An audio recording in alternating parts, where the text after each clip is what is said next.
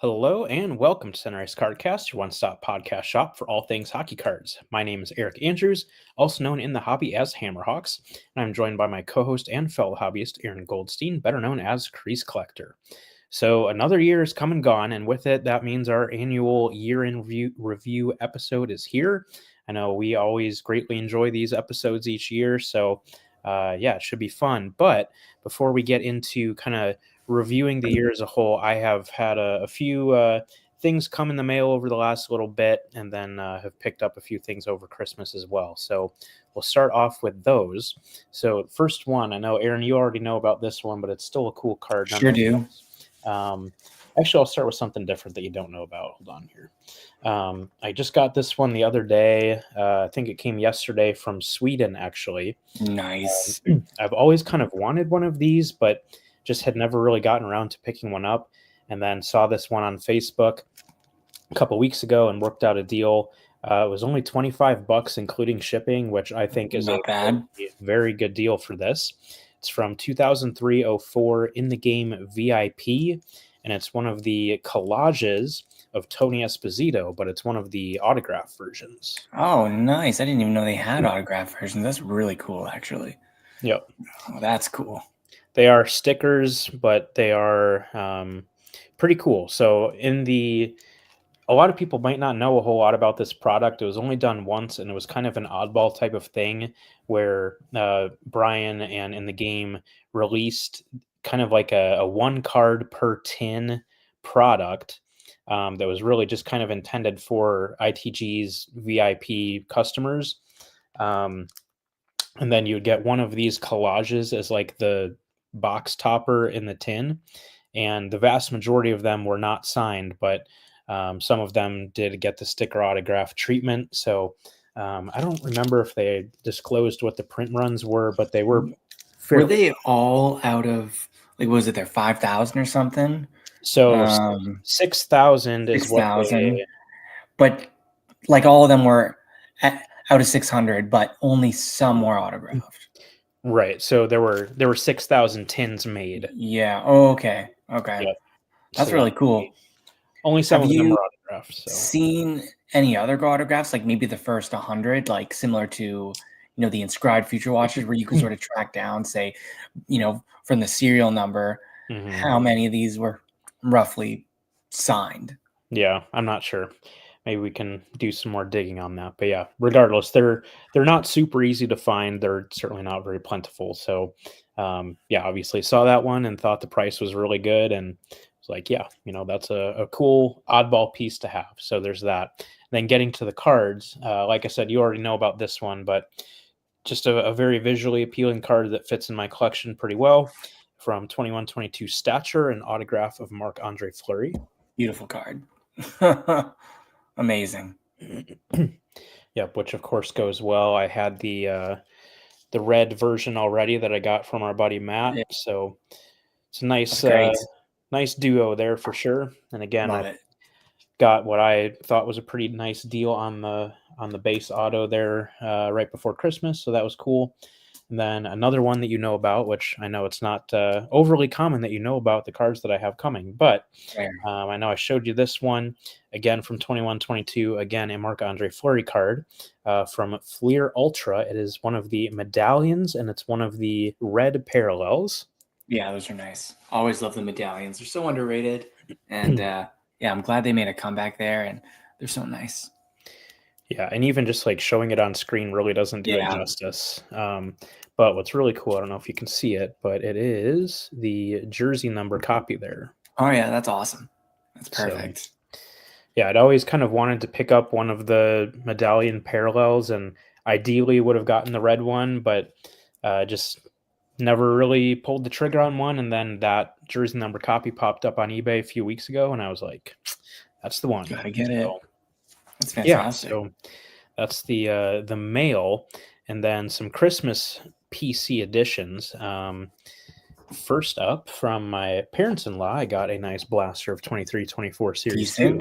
Decent. So, that was kind of something I'd put on my list of things I was wanting. If you guys have seen the last few episodes, you know that I picked up a few of those myself at Black Friday, so then they went and grabbed one as well. So we will dig on into that guy and see if we can find a certain somebody. If you're looking for Bedard, Leo Carlson is a very nice consolation prize, but that's about it for 23-24 Series 2. It's pretty so. If you were to pull a Bedard, would that kind of squeak its way into the top 10 of what we're about to see? I was thinking about it earlier today. I don't think like a pack fold just because I have already pulled one. If I hadn't, then that might be different. So okay, that's true. We'll see. So here we go. So typically you do get 2 Young Guns per blaster. You're only guaranteed 1 in theory, but typically you do get 2. I'm going to assume that this will follow the same pack order pattern as the other ones that I've opened. So I'm going to open packs 2 and 4 first. Okay. Since those did not have Young Guns in the other blasters. So we'll see if we can build up some suspense here.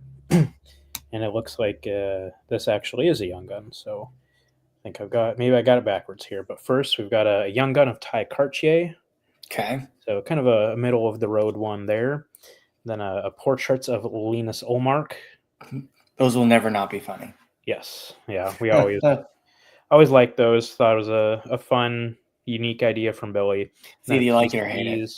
Those are nice. I kind of warmed up to those ones, after seeing them over the years now, multiple copies, it just reminds me of, playing those, NHL Blades of Steel on the N64, with the little ring around your guy. It's just classic. So I guess since maybe I mixed them up, I'll go back to pack 1 and see what it might have here. It also has a Young Gun. There we go. Save that. So we'll go to pack 3. So the sequencing is different here. You're on a roll. All right, pack 3 now. Let's see. We have got an OPC Glossy of Tyler Clevin. We've got a Dazzler's Green of Mitch Marner. Nice. And an Instinctive of Jacob Markstrom. All right. Let's see. So on to pack 4, which I'm going to guess probably doesn't have anything, which is okay. We have got an OPC Glossy of Trevor Zegras. We've got best uniforms. A canvas, that's cool, of Brady Tkachuk. Always fun seeing the photography on the canvas cards, of course. And a Deep Roots of Patrice Bergeron. So then we'll jump back to pack number 1 and see what we've got here. First up, we have got a PC's Sparkle of Jordan Kyrou. Ooh, those look great, actually. Then I got a little excited for a second, thinking we might have gotten the guy, but we didn't, unfortunately. But it's a photo from the same game, and so it kind of has a similar look. Okay. But it's a Young Gun for the St. Louis Blues of Hugh McGing. All right. But the Bedard Young Gun has like the same boards in the background and everything, so it's a pretty similar looking photo there. A Superstar Honor Roll of Maxence Gannett. And a Director of Boards of AJ Greer. So unfortunately, no Bedard, but that's okay. Of course, it's pretty long odds to get one out of a single blaster, of course. So you tried. It is what it is. That's okay. So yeah, that was the first part of the Christmas editions. Then the second one, I kind of teased this one to you, Aaron, but you don't know what it is yet. The card shop by my in-laws is a very good shop. They always have a lot of nice Black Friday deals, like I've said before, and they are constantly buying cards for their inventory. So it's kind of fun seeing what they might pick up. Not usually a lot of hockey, but every now and then they will pick up some pretty cool stuff. This being one of them that they picked up a couple weeks ago. So when I saw them share that they had gotten it, I just reached out and said, hey, like I'm going to be in town around Christmas. Is there any way that this would be available by then? Because usually it takes them a few weeks to process things, price them, and make them available. So I just said, hey, like, is there any way you could make it quicker? So they were willing to work with me. So I was able to pick this up the day after Christmas, so Boxing Day for all you north of the border, on our way out of town. So I was super happy to pick this one up because it's a card I've always wanted for quite a few years. Aaron, you actually have one of these cards, so I know Interesting. you will approve of it. But it is from 2008-09 Upper Deck Masterpieces, a Okay. brush strokes autograph Okay. of Manon Oh Rayne. yeah. Okay, that's fantastic. Yeah, I love that card. I picked one up myself a couple years ago, and just yeah, that is fantastic. Oh, like I love everything about that card. Part of me wishes it can be done every year, but then you don't want to ruin it. But it's just such a special product, and yeah, just amazing. So that's one of the big chase cards, I think, and for good reason. It's a phenomenal card. So I'm so glad you got that for your collection. Amazing. Yeah, absolutely. As soon as I saw it in their daily pickups video, You're I like, was oh like, yeah. "Oh, I gotta have that." Yeah, exactly. That's So awesome. yeah, I was glad it worked out. And even like when I went into the store to pick it up, and I was, they're checking me out to pay for it. The guy who was ringing me up was like, "Dang, like that's a really cool card. Like Yeah, that's a like nice looking card." it is. So, Have you owned one from the same set or maybe the base at all? I mean, I maybe a have base card here or there, but I've got a lot of the base cards, and then I know I yeah, have one of the Vesna parallels, but I don't think I've had one of the like an autograph autograph cards. card because they're just so nice in person. Like when you see it, a Hmm. scan doesn't do it justice. It's literally like a work of art. It's just amazing. Even the base cards, I picked up a base and a base parallel of the Vesna from that set, and just they're so cool. So I definitely would encourage you to at least pick up a base card or two, maybe a parallel, or even maybe an autograph. From this set. It's yeah, like look at that. It's so cool, so cool. It's literally a work of art in cardboard form. Yeah, and it's kind of hard to tell from pictures or scans, but the cards actually are like matted almost. So like the brown around the border is actually kind of like a almost like a matte frame. So Yeah, it's like a almost like a separate layer of cardboard. So and then the part where the rest of the card is like a kind of like canvas. the Yeah. normal like UD canvas finish that we're used to now. But Back um then it was like, what? it was a very yeah, very Yeah. unheard of type of thing at the time. So, but yeah, they have stood the test of time. They're almost 15 years old now, so or over People love 15 them. years old. Yeah. So yeah, they're just awesome cards and beloved for a very good reason. So yeah, I Yeah. was very happy to get that one for my collection, and I know you would approve. So Oh, 100%. That's amazing. Huh. Well yes. done. Yep, and then my final thing, and then we'll get to our kind of traditional year in review stuff. But this last one was a Christmas present from my dad. He had the opportunity, I think it was back in 1980, before the Summer Olympics. So I believe it was between the Winter Olympics and the Summer Olympics back when they did them in the same year. Of course, everyone knows the Winter Olympics from 1980 very well, but the 1980 Summer Olympics were held in Moscow, Russia. And prior to that, so earlier in the summer, I think, or maybe in the spring, um, my dad had the opportunity to go over to Russia as part of like a coaching conference type of thing, and just learn from some of Russia's top coaches. So, coaches from the U.S. and around the world all went to this coaching clinic conference summit type of thing. Um, so, and I had known that I've heard some of his stories before, but um, he decided to pass down this very cool item, which I know you will also think is super cool. But I believe everyone who was at the conference got them, but it is like a coaching bag from Dynamo Moscow. Oh, that's cool. That's really cool. I've never seen anything like that before. That is super cool. Wow. I did not expect anything like that, but very cool. Man, did you know that existed, or did he just dig it out of storage and forgot he had it? I did not. He had just wrapped it up and it was under the tree. And yeah, so then within the bag were some things that he'd gotten while he was over there. And um, I won't show off everything because there are quite a few things, but the coolest thing in them, and of course, I'm sure no one watching this can read this, but this very cool little package, and I'll open it up, and it is a set of different Russian Hockey Federation pins. Okay. That most of them were celebrating like world championships that they had won and stuff of that sort. Whoa. That is cool. I wouldn't even know what, not that you would sell it, but like what would the value be on something like that? Like I don't even know if you could find that out there now, like especially in a full set like that. Like that's just insane. Wow, that's cool. Yeah, and I mean they're cool on their own, but the backstory behind them makes them better for sure. So, as part of the conference, there was like a Q&A session for the attendees with Anatoly Tarasov, who is like the quote unquote like grandfather of Russian hockey, and Scotty Bowman is on record as calling Tarasov the greatest coach of all time. So to give you guys an idea of like the status of this guy, like, this is the guy, like period. This is the guy.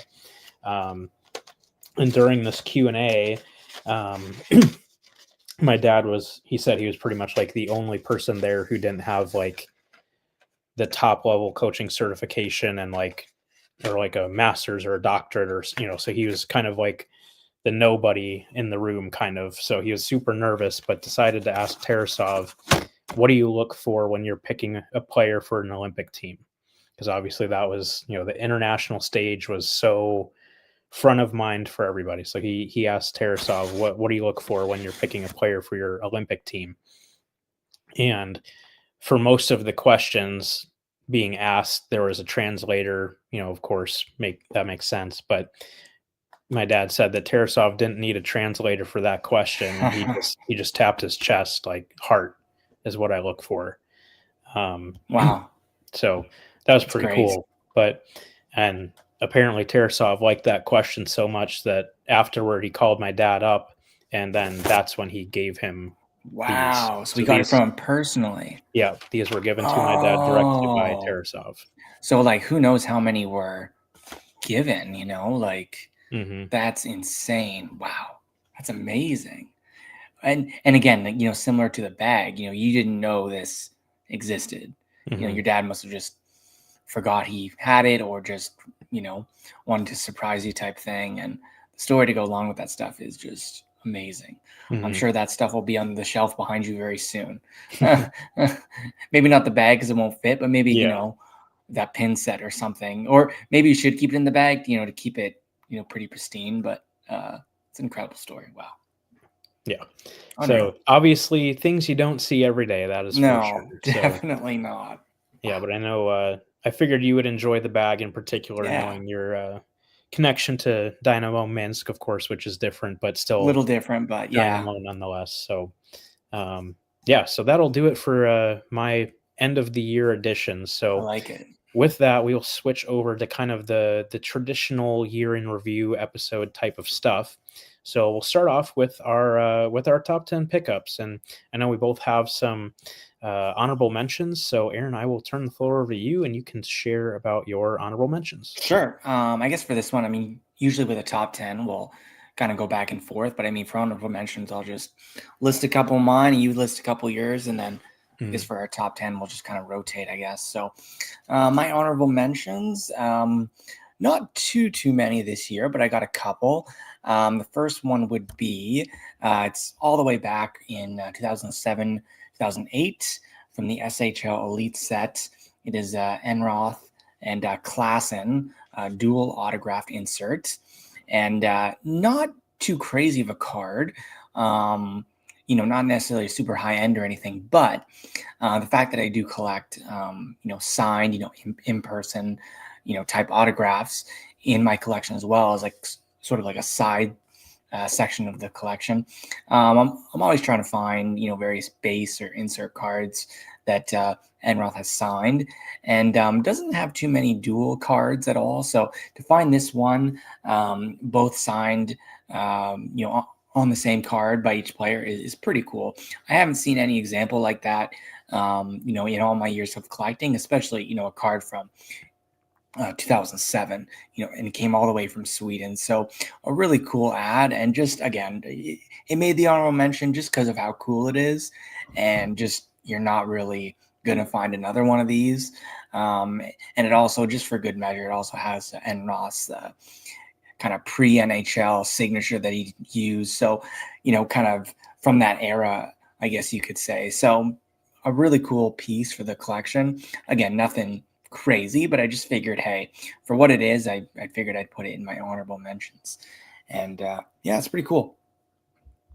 Yeah, absolutely. I like that you noted the kind of the pre-NHL autograph. Yeah, It definitely is similar, but it's a little bit yeah. like longer or It's more fuller like of a a full signature. name type thing, Yeah. so which is really cool. So, Mhm. yeah, I just wanted to throw that in.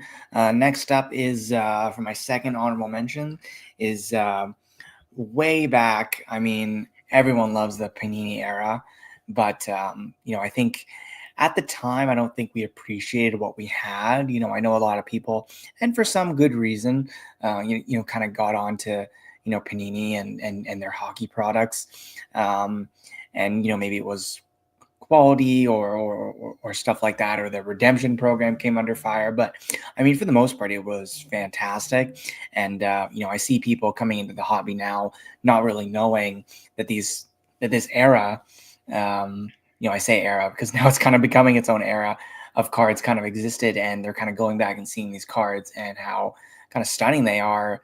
Yeah, just incredible. So from 2012, 13, Dominion Peerless patches of Jonas Enroth. So this one is a duplicate for me, but the patch is just stunning. It's my first kind of sword patch from that Buffalo Sabres logo, and I picked this up. This was actually my first edition of 2025, so pretty cool. And picked this up from, I believe it was Slab Sharks. Yeah, just a really great card. The card looks beat up, but it's the holder that's kind of beat up with it. So I assure you the card looks better than that picture kind of, shows it, I guess. But yeah, just a great card with a great patch. And I think this is like my 5th or 6th copy of this card, but the patch is number 1. So yeah, I just wanted to pick that one up, and I'm really glad I did. I've been slacking Yeah. on the comments, so this is our buddy Nick. No. Thanks, But Nick. yeah, I know Kurt and Al are also here checking in, so appreciate you guys. But yeah, that's definitely a super nice patch, and hard to go wrong with something like that. I mean, it's just a card that kind of speaks for itself. Definitely. So yeah, just excited to pick that one up. But this next one, it's not a duplicate. There's not many out there, but Eric kind of convinced me to kind of throw this one in, and I had to bump it out actually out of my top 10. And I originally wasn't going to include it in my honorable mention just because I didn't want to crowd it too much, but it was in the top 10. It was bumped out, but from 2024 President's Choice, it is Enroth's one of Enroth's mega paddle card out of 4. So not many to go around. This is one of them. I do have a picture. I've shared it before, but a picture of all 4 of them kind of lined up. I only own the one, but it's always really cool to see something like that. So this card is it kind of caught me off guard because I didn't know that Brian Price had a stick from this era kind of still in his back pocket. So it was really nice to see, a card like this pop up. This stick was from, I believe, 2010, maybe 2011. And just, yeah, early kind of Portland Pirates, Buffalo Sabres kind of era for Enroth there. So a really cool card. Like obviously at the bottom there has the Reebok logo there. So this is from the front section of the paddle, the one that would receive, some of the most, prominent impacts, when you're looking at a goalie stick, which is one of the reason why I wanted to pick it up. And of course, why you can see all the puck marks and scratches on it there. So a really cool piece with a lot of wear. And I really love this card. And I just want to thank Eric for convincing me to shove it back in there somewhere to at least show it off a little bit. So it's a great card. Yeah, absolutely. As you guys will soon see, I have 4 honorable mentions. So I was like, okay, you only have 2. I think you can have a third. It's okay. That's fair enough. So that does it for my honorable mentions. And yeah, great card. It's a shame it didn't make it into the top 10. It sucked pulling it out, but as you see when we get into it, for good reason. So I'll turn it over to you for your honorable mentions, and then we'll get going on our top 10. Sounds good. So I combined all 4 of mine into one image because they kind of have nice. Okay. They're all the same general theme, that being unique Marc-Andre Fleury cards. Okay. So as you guys see wow. here at the top, we have the 0708 Sweet Spot Signatures baseball auto. Obviously not something you see every day. So yeah, that was a cool card to pick up. And then bottom left is an 0405 Upper Deck High Gloss Gold out of 5, which again, you don't see those very often because there was only 1 year that those were done. So most people don't even realize there was a year where there were 2 different high gloss versions. So being able to pry away Kendall's duplicate copy of that card, yes, he had 2 of them, which is crazy. Yeah, being able to get that one was awesome. And then bottom center, one of the newer SP Game Used websites cards that highlights the webbing from the goalie glove, which is super unique and super cool. So I was glad to get one of those. And then bottom right, a President's Choice Game Used Lace 'em Up Skate Lace card, numbered out of 10. Again, not a type of memorabilia you see every day. I really like skate lace cards and just think they're very cool because it's such an iconic and easily recognizable type of memorabilia. So yeah, just four unique Fleury cards that I thought would be fitting, to show as honorable mentions. That's sick. I mean, besides the fact that they're all Fleury, I mean, all these cards have, something in common in that. Yeah, I mean, exactly. I want a website so bad. Same with me, man. It's just, it's such a cool concept. But not only the fact that these are Fleuries, I mean, besides that fact, I mean, all these cards from these unique sets, they're all kind of one of a kind because the Sweet Spots signatures were only done once. The high gloss out of 5 was only done once. The websites, they'll probably be duplicated, but for now, it's the first time they've done that. And then the lace them up, they've been done before. But I mean, to see a lace card, it's not something you see every day. So just all these cards combined, I mean, again, besides the fact that they're Fleury, they're just, encompassing of just a theme that you don't see these type of cards, if that makes sense. And so, like, I see what you were doing, with the Fleuries, and I love Fleury. But to me, when you showed all these cards at once, like, that was the thing that stuck out most to me, was that you don't see these types of cards. They could have been all of different players, and it's just it all has that unique theme of that, like, these cards aren't done anymore, right? Mm-hmm. Or very, very, very rarely. So that's what stuck out to me. And of course, again, as a Fleury guy myself, I love it. That's fantastic. Dang. Yeah, and there were a couple other Fleuries that I thought about either including with this or as other honorable mention or whatever, but it was getting back to your point, like I wanted to keep it just to like these super unique things you don't see all the time. So yeah, that's kind of why this was the group that I landed on. So I love it. Yeah, that's our honorable mention. So Aaron, you can kick off the formal top 10 with your number 10. So as I said 30 seconds ago, I'm also a Fleury guy. I don't have the collection of say Kendall or Matt or Eric or any of the other Fleury guys out there, but I did manage to pick up one at the Spring Expo, and it has a really nice just story behind it. This person's selling at the Expo. I believe it was their first time selling at the Expo. I believe they were from somewhere in Quebec, and obviously they love him there.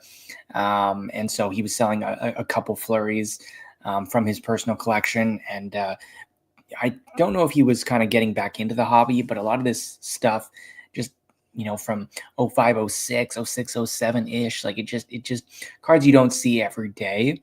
And so I managed to pick up this 06, 07 Artifacts Platinum of Marc-Andre Fleury, numbered out of 10. So that card, I mean, it's stunning. I love that design that year. Every time I see a card from that set, it brings back a lot of memories for me. I love the 05, 06 set as well. Similar-ish theme and colors, but I think the 0506, maybe it's just because of the nostalgia, but I think the 0506 kind of wins out a little bit, but still, yeah, exactly, Nick. It's just the gear and just the set is just so nostalgic for me. And so when I saw this card, especially being the platinum out of 10, I'm just like, yeah, no, I want this card for sure. And back then, Artifacts was the parallel product, and it was, there are bigger rainbows today. There are, Artifacts is still going strong. People kind of hate Artifacts now because of that. But to me, if there's any, I've said this for years, if there's any product that I want to have more and more parallels, I think it's Artifacts. Just get creative, throw all the funky ones in there, because that's what it is, and that's what it's always been. People might not like it, but I've always liked it because that was the parallel heavy product. It was a nightmare for player collectors.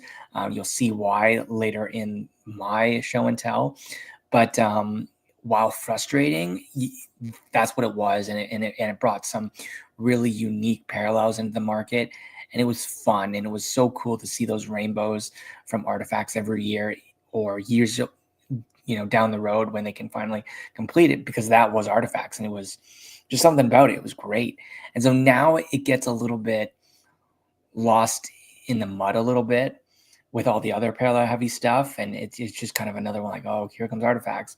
But to me, it's part of the charm about it. And so to get one of Fleury is just awesome. So that's my number 10.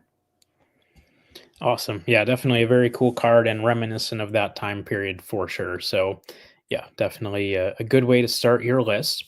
For my number 10, it's kind of an interesting way to start for me, because when the year began, I knew that this card was en route. So I knew I was getting this card. I knew this is going to be in my top 10. And originally I figured it would be pretty high up on the list. I figured maybe not one, maybe not two, but certainly top 5, if not top 3. And here we are. It's number 10 and barely held on to a spot. So Crazy how that was works. kind of just a preview of how strong of a year I feel I had. But yeah, just a very cool card in its own right for sure. From Dr. Price and President's Choice, one of the butt end cards of Glenn Hall. Crazy how that's 10. I remember when we got these cards, I think they released, when was it? Like late 2024. I think like the December or something. Maybe it was November, first, actually. The first run was like summer. There were only like a few. I guess I was just thinking of the Enroth. Yeah. More waves sprinkling out. Yeah, no, fair enough. But yeah, like I remember when you got this card and just the wear on it and everything. Yeah, this should be fun. Yeah, it is. It's that's why I love these shows at the end of the year. It's just fantastic. Anyway, so yeah, the fact that this is number 10 is just, we're in for a treat. Like, I'll just say that. It's fun. Even though if you've watched the podcast for this past year, you probably have been familiar with these cards or maybe have forgotten about them. But either way, it's cool. Yeah, I know, right? Amazing that the tape is held on this long. It should be in a museum, but it's in our collections, I guess, these cards. So amazing. Yeah, absolutely. And I'll throw up a comment from Al there, going back to your Artifacts card. Yes, that's very accurate.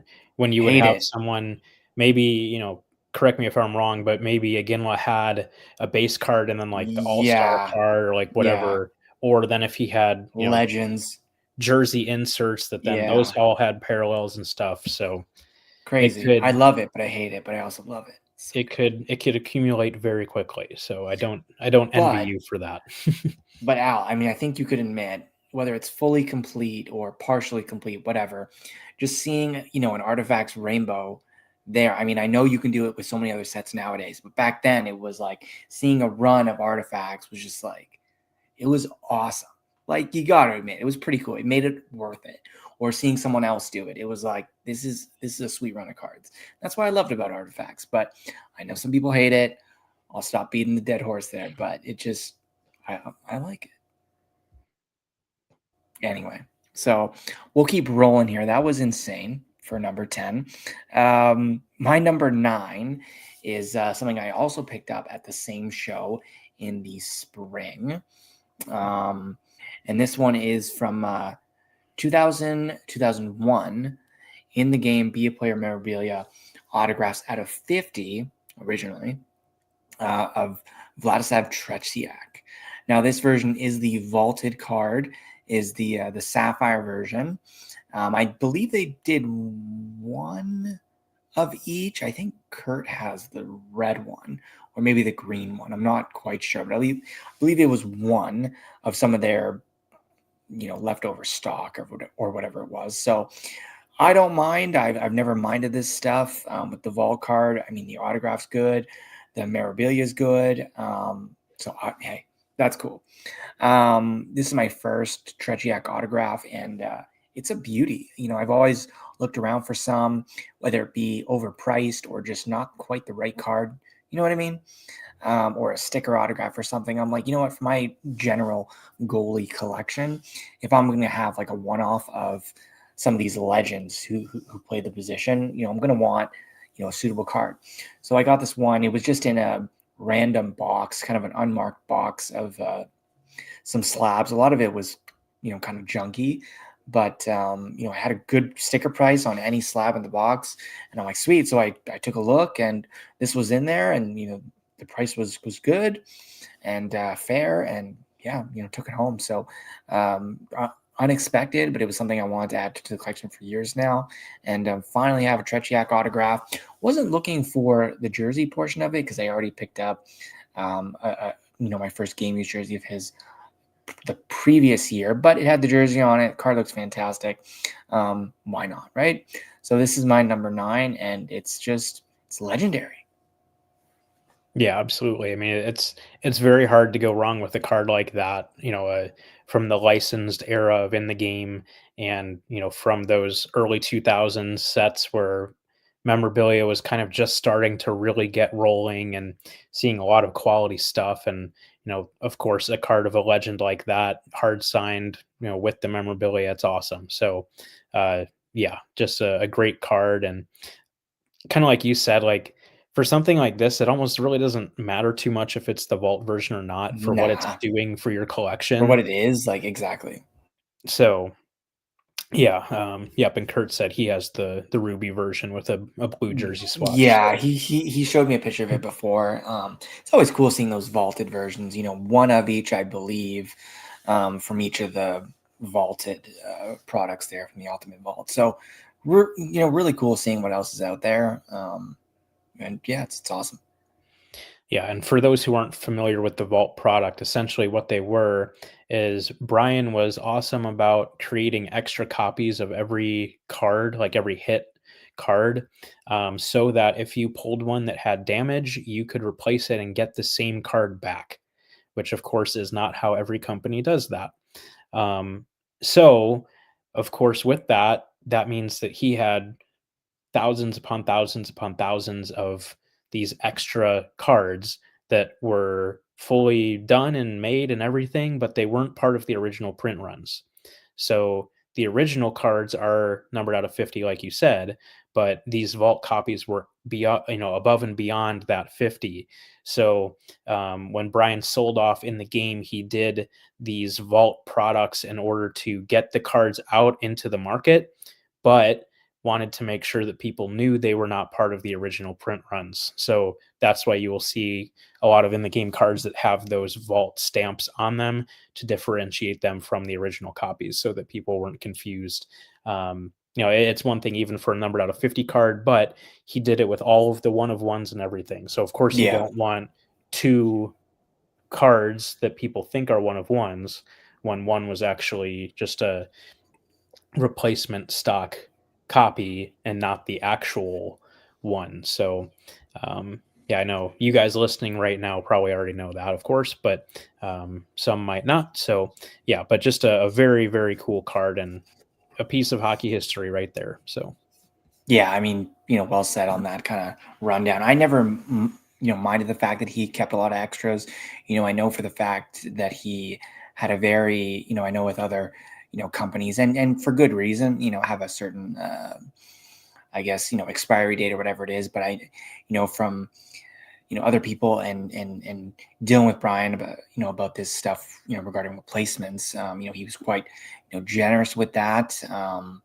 Yeah. So, I mean, the more so, it's some people, found it, a place to criticize, with the extra copies and them, making their ways out years later. But, with the stamps, I truly don't mind it. Some might say, well, after X amount of time, why weren't they destroyed? Like, they get the fact that it could have been replacements, but once the product is released and opened up, a good fair amount, why don't you just destroy the extra copies? But you never know what happens down the line. Someone it's sitting on a shelf for years, whatever it is. So, it's good that he kept them, just in case. And I personally don't mind that they're released after the fact. I know it's a touchy subject for collectors, but that's just my 2 cents on it. So anyway, I don't mind it at all. So yeah, well, great card. And even something like this, it's a hard signed autograph, so you don't want to, destroy that. He's already exactly. It's like paid for it. So 100%. So it's like what else are you gonna do? You're gonna hold on for years. If someone needs a new one, you have it. You're not kind of bound by, well, that's kind of it. We destroyed them. Yeah, exactly. So it's tough to see stuff like this go to waste. So it's good to see them out in the market, clearly identified as such, as a non-pack pulled copy of this card, and that's fair. A lot was released in the Ultimate Vault or the Superlative Vault or Final Vault. So yeah, or Expo cards, stuff like that. So a lot of instances of this happening, but for collectors like myself, that's cool. And another nice thing, not to harp on this card too much, but yeah. One kind of nice thing too is a lot of the vault copies of cards you can get for cheaper than the original copies because people don't want them. Exactly. So that can be a really good way of getting nice deals on really quality cards. That's what happened here. So this being one of them. So yeah. So definitely a cool card. And quick shout out to Greg. Thanks for tuning in. Hope you enjoy your popcorn while you watch. Yeah. So for my number 9, this is kind of an interesting one because if I was just purely talking about this card itself, I don't think it would have made it. That being a 2020-21 Upper Deck Premier Mega Patch shoulder logo of Nicholas Hjalmarsson. Great card. Okay. Great card. Awesome patch. All that. If it was just this card on its own, I don't know that it would have made it. But why I decided to include it is because of what it stands for, in the sense that that was the final card that I needed to complete the entire shoulder patch. There we go. That looks amazing. 6 out of 6. Man, that's so cool. I love that. I can't tell which one I like the most. Is it the bottom row middle, or is it the top one? I kind of like the top one more because of that pop of color, but I agree. It's either way, it's kind of cool. Like having the letters there at the bottom is nice too, but you know what? I can't even choose a favorite. The whole thing just works for me. It's just great. Yeah, I would say the 2 out of 6, the top center is probably my favorite. Especially, it's kind of hard to see here. Let me see if I can zoom in a little bit. But what's cool about it is it has like the star from the logo. Yeah. So kind of just adds to it a little bit, in my opinion. But yeah, obviously a great piece regardless. So that's amazing. Yep. So that is my number 9. Perfect. Moving on to number 8. This is from 2025 President's Choice. It is a LA Kings mega patch. And the rest of my cards, well, except for the next one, but this one and a lot of the others, no surprise, it's another Enroth card. So this was early 2025 for me. The fact that Brian kind of started up this mega patch that is so cool. Obviously, Enroth never had any with Upper Deck or anything like that, or his NHL playing days. So to get one is just awesome. Brian let me, well, he would have let me, but he already had something in mind when I brought up the idea of a mega patch, and I let him kind of run with it. And this was the result, a nice letter L from the LA Kings chest logo there. So just a simple but really nice card. And it's awesome. It's a mega patch. It's huge. Hard to go wrong with large patches. Right? I mean, fitting with the theme of yours, right? A mega patch. It's awesome. Yes. So good. Yep. So yeah, and I feel like the design also really works well with him being featured with the Kings too. Um, Yeah. I know that Color design. coded. Right, right. The colors worked really well for it. Yeah. So I think they are matched to, or closely matched, to the different players and their team. I believe the inner border there, the one where it's black. So that'll be color coded to whatever team they're in. So it just okay. works. And yeah, it's an awesome card. Never thought I would get an NHL, you know, uh, mega patch type card. So it's awesome. And it's not the only one you got. So Well, we don't want to spoil little things, teaser but there, but yeah, maybe. yep. But yeah, definitely a very cool card. So for my number 8, I feel like this is kind of one of the better stories of the year for me. Um, when you see it, you're like, well, yeah, that's a nice card, but like it feels kind of random for you, which it is. That being a 2006-07 The Cup scripted swatches of Evgeny Malkin. And Okay. again, yes, very nice card that speaks for itself, but a lot of you are like, well, why? So back at the 2023 National, I saw this exact copy of the card in somebody's showcase and was kind of just loosely browsing, different showcases and stuff, and saw it and thought, oh, that's a really cool card. And for whatever reason, just kept walking. Didn't stop to ask about it or make a play for it or anything, just kept walking. And then kind of after I'd already gotten done with the show, I was like, I should have asked about that. Like, that's just a really cool card.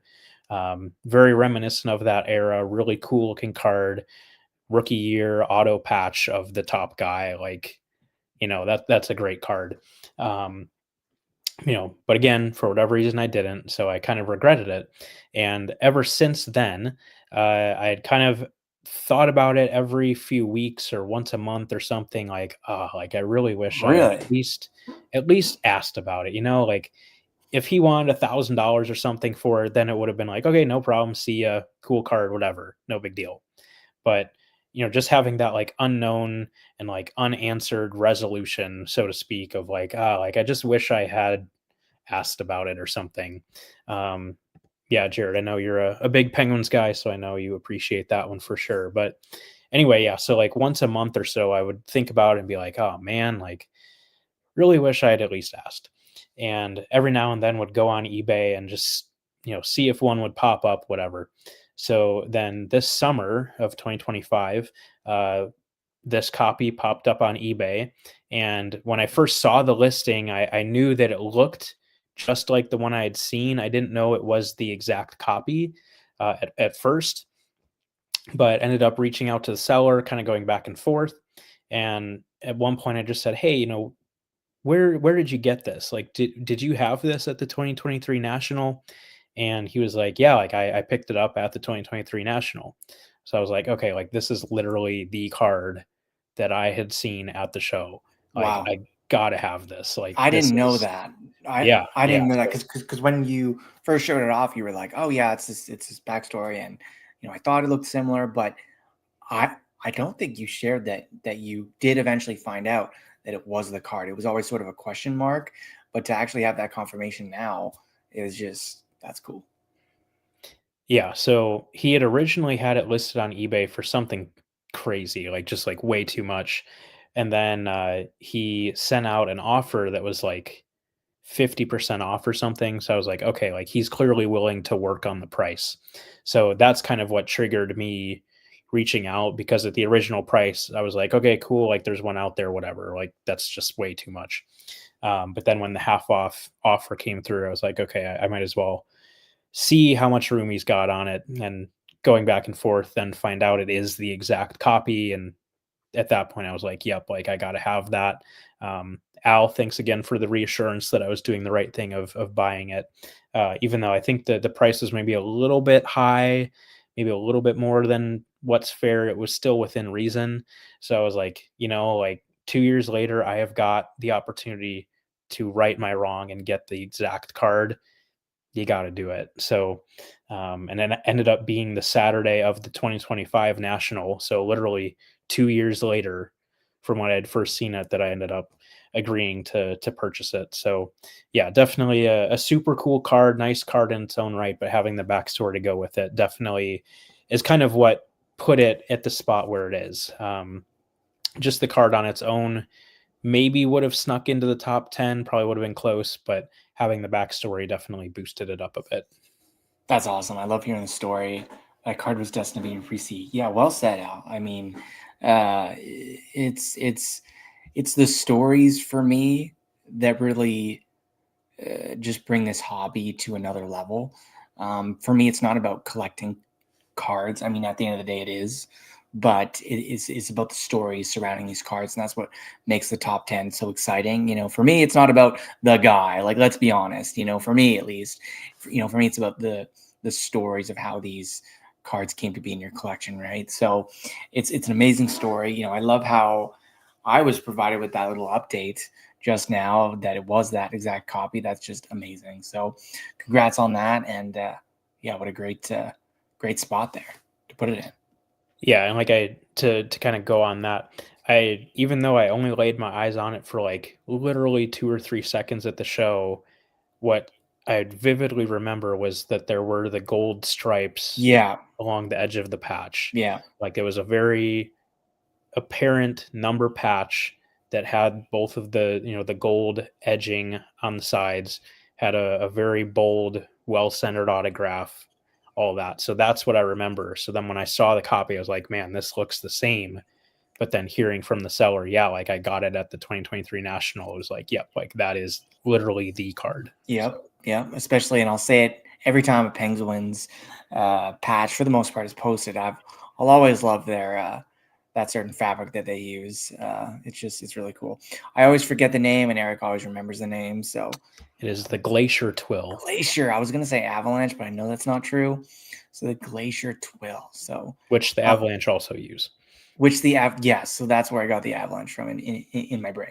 So yeah, it's a very distinctive pattern, and I'll always love a patch card with that sort of pattern. So this one makes it extra cool, especially with the story. So well done. That's awesome.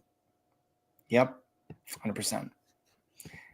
I'm not going to get into it on our top 10, but I think that's missing from today's hobby a little bit. Not from everybody, of course, but I think that's kind of lost in the shuffle a little bit. But that's why we just got to do our own thing, right? So anyway, so for the next, so now I'm on 7. So for the 7 and onward, I actually do have these cards in hand. I mean, all the other ones I do too, but I just decided to pull a couple out. So you can still show the scan if you want on the screen, Eric, but I do have them in hand. So for my number 7, we're talking about artifacts, we're talking about nostalgia, we're talking about memories, we're talking about whatever. This one encompasses all of that stuff. So at number 7, a lot of you guys are going to ask, who, what, why, what? From 0809 Artifacts, this is a Gold Spectrum Parallel of Mike Mole. So why, who, why? Just, if you've been following my collection for a while, or following me back when we were all on the Klutz and Char forums, I posted a lot about that collection. There's a scan there back in the day. So Mike was my goalie coach back in 2010-11. So, found out that he had some cards, got him to sign me one back then. And as a card collector back then, just having some cards out there of your goalie coach is like the coolest thing ever, when you're a teenager, right? So I decided, the collector in me, the goalie collector in me was like, yeah, I'm going to go and chase all his cards. And so he only has 34 unique cards, not counting one-of-ones out there. And so this card was the final non-one-of-one that I needed to complete the collection, all 34 cards. So I'm still chasing one-of-ones. I have about 6 or 7 in total, but I'll still always chase those. But to have this collection kind of put to bed is awesome. And like I went on my artifacts tangent earlier, these cards were great, especially in 0809. Eric, I know you know that. They were just special back then. They actually look like an artifact of some sort. Just super cool. And these cards looked great. And this completed the, the 8-card rainbow, which again, back then it was like 8-card rainbow was like insane, for a single run of the same card. So yeah, exactly, Josh. So just awesome all around. And I didn't think I was going to find this card. It's of an obscure player, but one that just, for this card just meant a lot for me to pick it up finally, and saw it and snagged it, and it was awesome. So I started collecting his cards in 2011 or something, and this one was always very top of the list for me.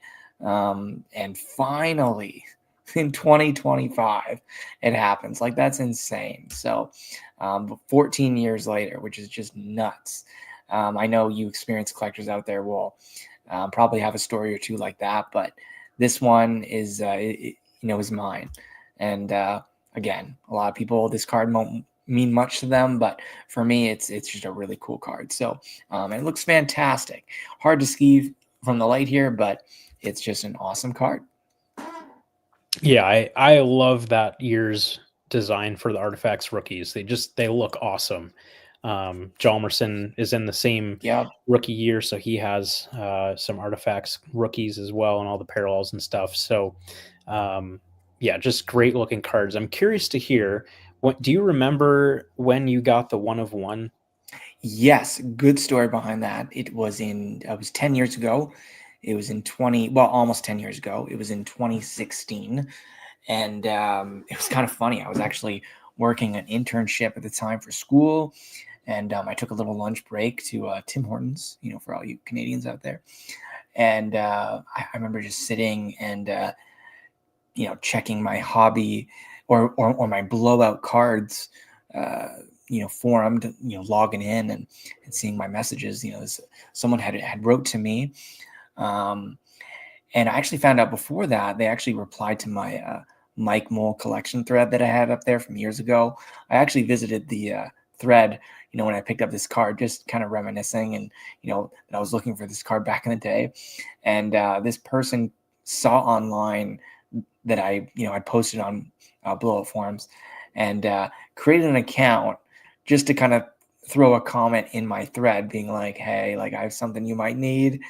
And then messaged me that Upper Deck had sent them, I guess they had redeemed a redemption for something, an unrelated card, and Upper Deck had threw in as a replacement, well, not a replacement, but as an extra card, the Mike Mole 1 of 1, which surprised them. And so they kind of went searching, who would want this card, and came across my thread. And this is again from 2016. I don't think they redeemed anything or got that as a replacement, but this was years ago. And I guess they stumbled upon it again, and they said they received it from Upper Deck. It wasn't in a pack, and reached out to me saying, hey, you'd probably have more use for this card than I would. And so I picked up the 1 of 1 just like that. And then ever since 2016, I'd been needing this card to finish the rainbow. I remember back in 2010 or 2011, seeing your full rainbow of Hjalmarsson, and when you and I started to kind of get to know each other in the hobby, and always being a little jealous of, oh man, this guy has the full run of not only a rainbow, not only an Artifacts rainbow, but an 0809 rookie rainbow, because I just thought the cards looked fantastic. And just nothing ever has come close for me for Artifacts, but these rookies from 0809 are just insane, and I love them. So to have this rainbow complete is just another level, and especially if you're old goalie coach, it's really cool for me. So yeah, that's the story of this whole thing. Yeah, no, I was curious because, interestingly for me, the black 1 of 1 of Hjalmarsson was actually the first of his Artifacts cards I got.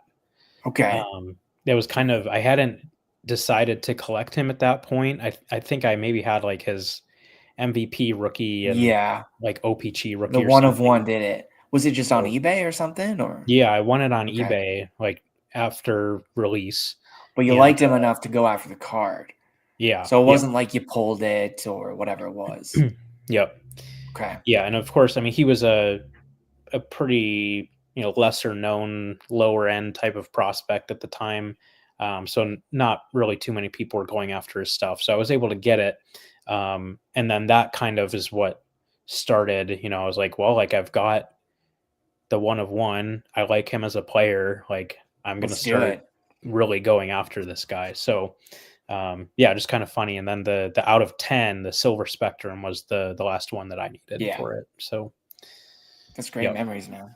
Yeah, but yeah, obviously a great card, and the fact that you would now have literally all of his non 1 of 1s is awesome. It's only 34 cards, but I've always wanted to do that. No matter the player, no matter the card count, I've always loved seeing collectors do that. And 34 of 34, so 100%.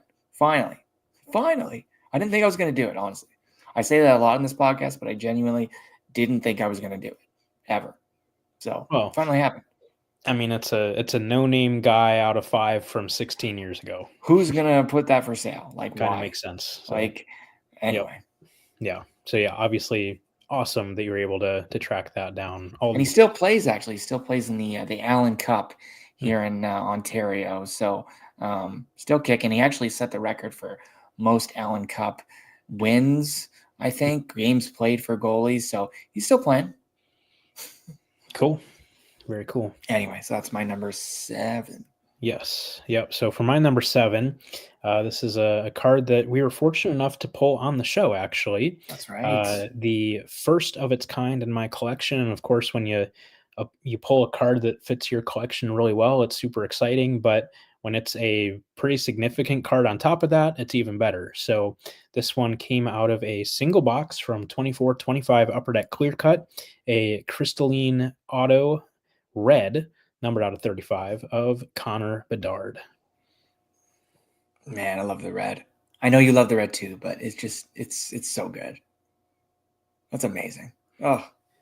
Yeah, obviously that was a big thrill to open the box and see that card sitting there. I mean, Clear Cut is 1 card per box, so you know your fate immediately, and you're kind of always expecting to get, that $10, $15 type of card.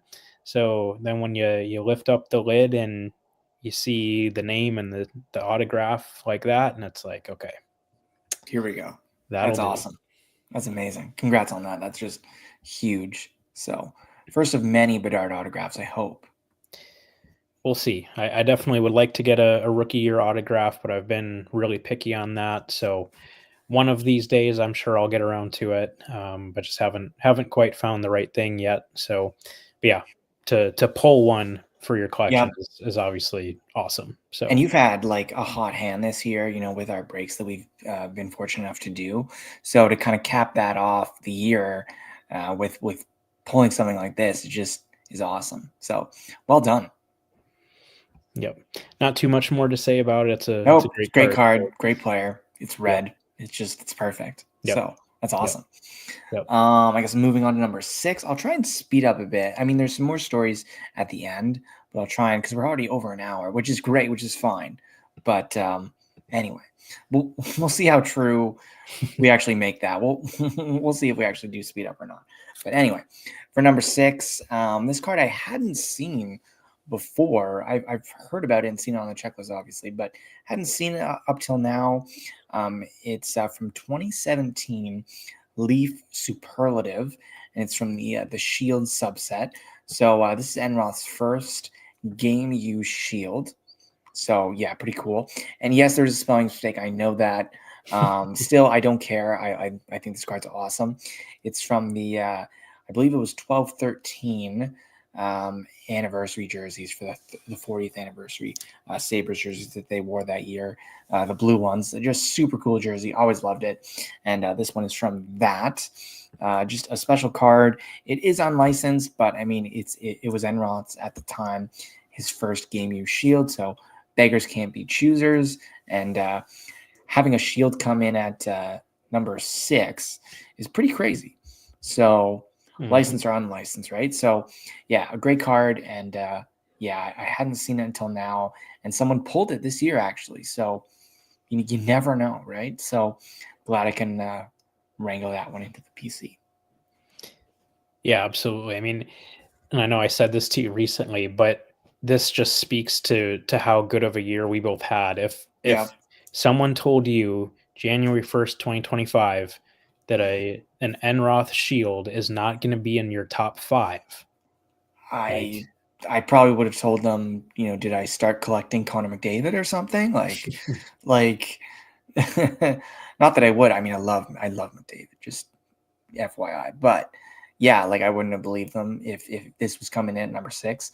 But you'll see why, as we go the rest of the way here, why this one is number 6. I mean, it could be lower. I guess you could make the argument, but you'll see why this one's at number 6. Great card, though. I love it. Game Use Shield. Can't go wrong. Yeah, definitely a great piece for sure. For my number 6, it's also kind of hard to believe that something like this would be number 6, but again, you will see why. But I've had some Ovechkin autographs over the years, but always really wanted to get a rookie year autograph of him. That's for like the top guys. That's kind of what I shoot for. Is it'd be great to get a rookie year autograph of them at some point. So I've had McDavid for a few years, and now I have a really nice Ovechkin from 0506 Upper Deck Ice, a signature swatches. So I love this set. I have the Belfour, and it has been one of my favorite cards in my collection for ever. I love the set. It's just awesome. So to get an Ovi, rookie year one, it's just amazing. So huge congrats on that. Just love everything about it. Back when acetate was new and cool, and I know it's not signed directly on the card, but that's it actually is. They actually is it? Mm-hmm. Oh, I didn't know that. I had no idea. I thought it was like the layer of the acetate layer. So that's really cool. Yep. It's kind of their interesting construction on the card. So I guess I got to look at mine from bottom to top. You have a layer of acetate, and then you have a layer of cardboard, which is where it gets cut out for the jersey, and then on top of that is another layer of acetate. Yeah. So the autograph is on the top layer of acetate. So it is. It is. Signed. Yeah, no, I thought you meant on the jersey itself. No, it is signed on the acetate. Yeah. Knew that, but just it looks like it's signed on the jersey, which is cool. So pretty awesome. So it looks nice. Yeah, and back in the days when Upper Deck Ice was like arguably the best product, it was different back then. It was, I mean, 506. I don't know about the best, but tough year to be the best with the cup. But it was still so unique and I guess we could say other than the cup. Yeah. But it was still something unique and cool. Now it's one of something. one of not that. One of something. I like ice cards. Just don't get me wrong. But yeah. Anyway. A product of the past. Yeah. This card is. Yeah, I mean, I opened a few boxes, I think maybe 2 boxes of this stuff back at the time. You were getting like 3 hits per box, and they were $50 a box. Yeah. And not that you'd be getting something like this in every box, but it also wasn't like crazy uncommon to get something like this either. But there were just so many great insert sets that year, whether it be I really liked the cool threads, and you had the frozen fabrics, and then you had stuff great like cards. This. There was just so much great stuff in that era of Upper Deck Ice, and it's very reminiscent of those times. And obviously the metallic bronze jersey piece is also very reminiscent of that era as well, and really nice bold signature there too. And hard to ask for much more. I mean, it's not a Cup RPA, it's not a Future Watch auto, but outside of stuff like that, like it's kind of hard to top something like this. And at the price point that this was, I would say it's a very strong value type of card. So being able to get that rookie year Ovechkin autograph in a very, very nice card, was obviously a very exciting pickup for me for sure. That's awesome. Fantastic. I guess we're moving on. This is crazy. We're only on number 5 for me. We're halfway done. Getting into the top 5. We're getting into it. So top 5. That was a great card. It's better than the card I'm about to show. I think that can be said about a lot of I your don't know. cards versus This mine. one is But pretty nice. this one it's one of my cards that is one of the ones in the list. If you can read between the lines. It is one of those for sure. It's one of those things. For those who don't have any idea what we're talking about, number 5 from President's Choice again from 2025. We talked about mega patches, and then more were coming potentially. So this is a mega number patch of Enroth. So that is one of my coolest one of ones. So for those who are listening on the many podcast streaming platforms, it's a patch of the chest number from the Buffalo Sabres card. So not a lot of teams have this kind of number setup. Usually it's on a sleeve, but they had it kind of in the middle of their jerseys, off the side, very, very prominent. And so at the Spring Expo, I was talking with Dr. Price, and I said, hey, it would be really cool if you can create a card like this, because the numbers are a little bit smaller than the sleeve numbers, so you can put it perfectly inside a card. And he said, you know what, if it works, maybe I can figure something out. And so he did, and it fits perfectly in the card. I just love how balanced it all looks. And it's, like I said, it's one of the coolest cards in my collection, especially of all the one of ones that are in there. So it's a great card. It's so cool, right? He's done a lot of these this year, but some of them, depending on the jersey, the whatever number it is, doesn't really fit quite right. Or if they're using bigger numbers, you got to split it up in a couple cards. So this one, just the number 1, just clean cut in one single card. It looks great. So, and because it's the one number on the chest, on the front chest, it's the only one on the jersey that you're gonna get. So it's really cool, and it's just a stunning card. And like I said, like the mega patch design, the inner border there is color coded to the team. So all around, a fantastic card, and well deserving of the number 5 spot, which is still crazy. Even though it feels a little bit wrong, it feels like it should be number 1. I've considered that so much because it just fits it so much. And but sadly, no, it's going to be at number 5, but still an amazing card. I mean, look at it. Just look at it. It's amazing. Yeah, it's super cool. And I love, like you said, you see, premier mega patches that are the sleeve number, but they're chopped up and stuff. It's very uncommon that you see a full number actually fit on a card. Yeah, so it's perfect. Yeah, it's super, super cool. And I'm glad that he was able to make that happen for you. Yeah, 100%. So yeah, very cool. For my number 5, we will also go back to the President's Choice well here. Showed this off. I think it might have even been on the last episode, actually, even though I've had these since, I believe, October. It is a full set of game-used nameplate letters of Derek Whitmore, who I know a lot of you probably don't know or don't remember him or anything, but very, very early on this year, I was able to acquire a game-used nameplate off of one of his rookie year jerseys from the Rochester Americans. The story is that the Amerks would take their away jerseys, their red away jerseys, and would strip those and use them for the following preseason. So you would never see, or very rarely see, kind of like an intact set 2 away jersey for the Americans in that era. And he was an undrafted college free agent signing who signed at the end of the season. So he only had one set of jerseys, of course. So then that jersey got stripped and reused for the following preseason. And who knows whatever became of that jersey.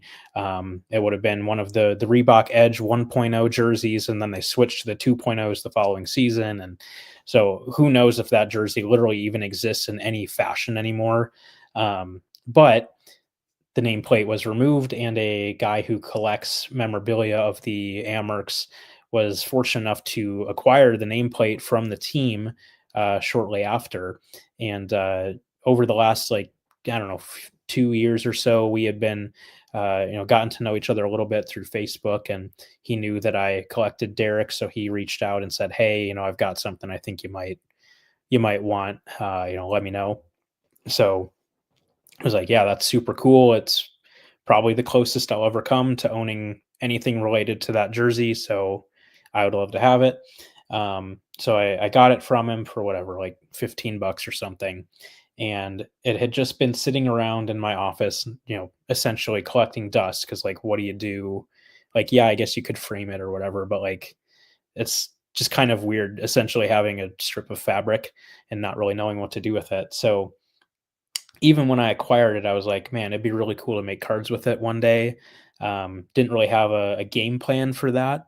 But then I won't steal too much thunder, but something, Aaron and I had a conversation, and that kind of motivated me to do it. So I reached out to Dr. Price and um, said, "Hey, this is what I want to do. Can you do this?" He said, "Yeah, no problem. Like if you send it to me, we'll make it happen." So yeah, obviously the cards came out awesome. And then I'll also move my head here. As you see right here, it's Oh, look at super that. small on the Yeah, screen right there. that's great. There they are. I'll throw the cards back up on the screen now, but one of my Christmas presents from my wife was, if you guys have heard of the sports cards display cases guy, he creates a bunch of different cards and display cases. So Look at I that. wanted one of those for these cards. Awesome. So it's a case that holds 8 vertical cards, and yeah, just looks awesome having them all It's amazing. lined up like that. So I yeah, like it. but what's really cool about the cards is it's the only memorabilia cards that exist for him. So And they're obviously legit. pretty cool and definitely a very meaningful piece. And I had toyed around with putting these higher on the list, but it was like, at the end of the day, like, it's Derek, like, like, you gotta Yeah. keep in perspective, like, he, he's not a But superstar level the guy. So fact that it made it in the top 10 just shows, what kind of, like what this means to you and your mhm. collection. And I like it. I like it a lot. And just so cool. I'm not going to spoil anything, but I really like these cards. Just put it that way. I really like these cards. So that's awesome. Yeah, definitely a great design on them. I know it's kind of hard to see in the scans, but and then I also asked that Dr. Price actually hand sign the back of each of them. So if you look really closely, you'll Nice. notice that each of the signatures is slightly different, because those are actual hand signed signatures from Dr. Price. So Nice. I like it. yep. So yeah, definitely a very meaningful group of cards. And if you told me that something like this would ever exist, I would be over the moon. So Yep. yeah, Yep. the fact to have these in my collection and for them to only be number 5 is awesome. That is definitely awesome. I guess moving on here, this is just, we're flying, but it's super fun. This one, I should probably revise it and it should be lower, but I won't. Number 4 here on the list is something I picked up quite recently, late October, early November type thing. And that is from, again, President's Choice, the complete logo card of Enroth. Look at that. That's awesome. So good. So this was his third NHL Game Use Shield. So pretty awesome. Picked up the other one earlier, as you saw, and this one didn't expect that to be made, but thankfully it was, and I was able to make an easy deal with Dr. Price for that card. So just, it looks amazing, and just a stunning piece of cardboard there. So yeah, just awesome. Love it. Yeah, a really nice design. I like the kind of the metallic silverish jersey material on it. Gives it Yep. a nice little pop too. So yeah, definitely a really nice card for sure.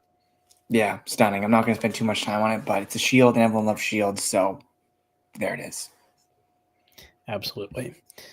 So yeah, definitely a great piece. And again, like, someone told you coming into the year you'd have 2 shields that weren't in your top 3, like, that's Crazy, man.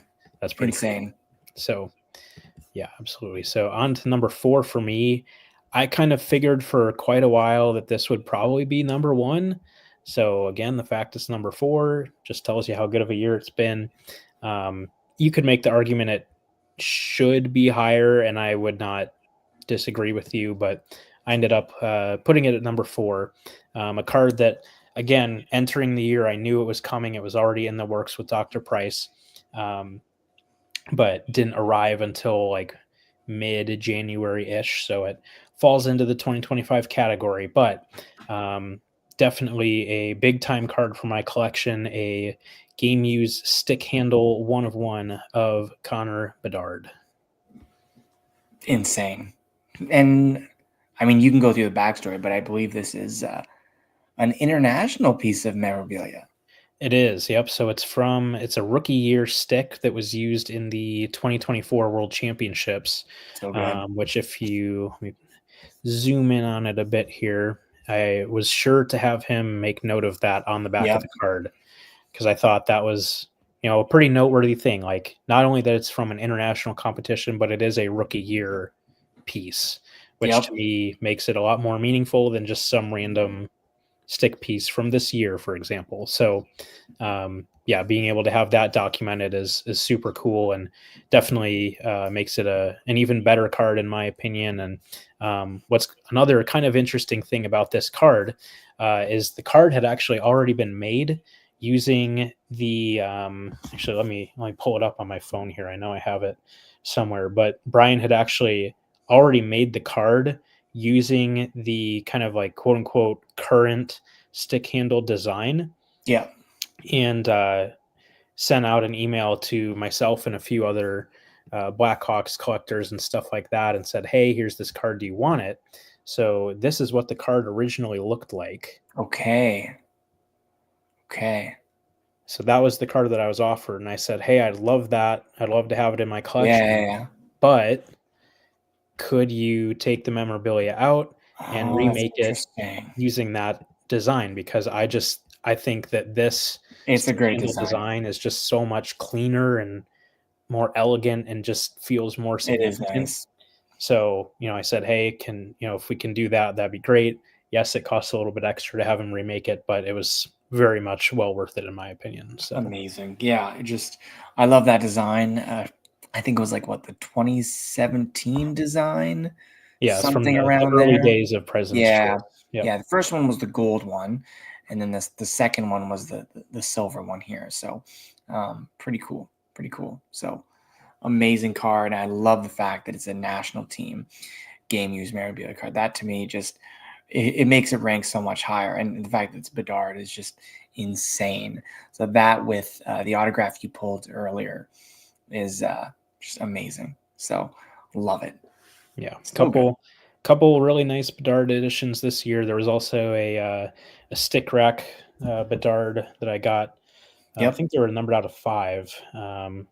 Pull up a scan of that real quick. I know I have it on my phone somewhere. Just got to find it. That was another card that I thought might make it into the top 10, but ended up getting pushed out as the year went along. But I know Kurt also has a copy of that card as well. Let me see here. I know I'm getting close to it. It's probably on your Instagram or something. Too many pictures on my phone. Here it is. So I'll take the stick handle off. So again, that's also from the same Sherwood stick used in the World Championships. That's not cool. That it's not noted on the card, but it very obviously is the same stick. Yeah. So, it's amazing. Yeah. So to get a couple of really nice Bedard editions for the collection this year was obviously great. So that is my number 4. Amazing. Top 3 now. We're into the top 3. This is crazy. Very similar to Eric for one of his previous showings, but this kind of got the wheels in motion for that nameplate you see in the back. But I don't have the full nameplate in front of me, but I'm just going to show off one letter here. But got the one for the Enroth. So that kind of sparked kind of what we were talking about, with the Whitmore and how that kind of idea came to be after this one was born. And just such a cool card. I did obviously pick up all the other letters in the nameplate. So it's my first game used Enroth nameplate that is complete. Yeah, there's the full photo there. It just looks awesome. I love the design that they used. It's from 2017, 2018-ish. Just looks amazing.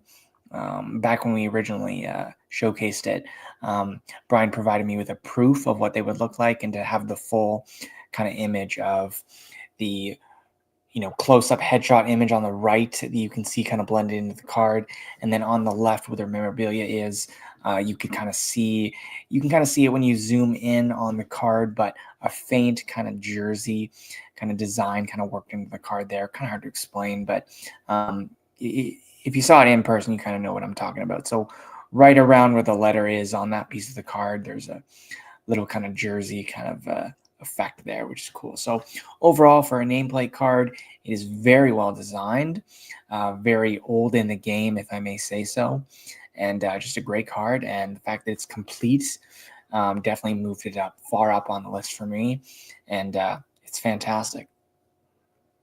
Yeah, absolutely. A great design, and it's the exact same design I used for the Whitmore card. So thanks for the inspiration and for the motivation to No do that. problem. Yeah, and it's super cool that we have these full nameplates of both of our guys, so very, very cool for sure. Indeed it is. So that's year number 3, which is super Top 3. super cool. It's crazy. Yeah. This is one that I kind of was unsure where it would land. Ended up number 3 just because of the significance of it. Again, I think you could certainly make a strong argument that Bedard should be above this card, but the significance of this card being it's the first of its kind for my PC, that being from Ultimate Collection and All-Star Skills Competition Shield 1 of 1 of Jacob Slavin with Max Pacioretty, as you see. I dig. I mean, anytime you get a shield card, that to me is just, it's awesome. I would put that above the Bedard, just of what it is. It's a dual shield here. Just amazing. All-star game or not, doesn't matter to me. It's still game used. It's used in an event, and it's event game. It's awesome. I love it. So that part doesn't bug me at all. It's fantastic.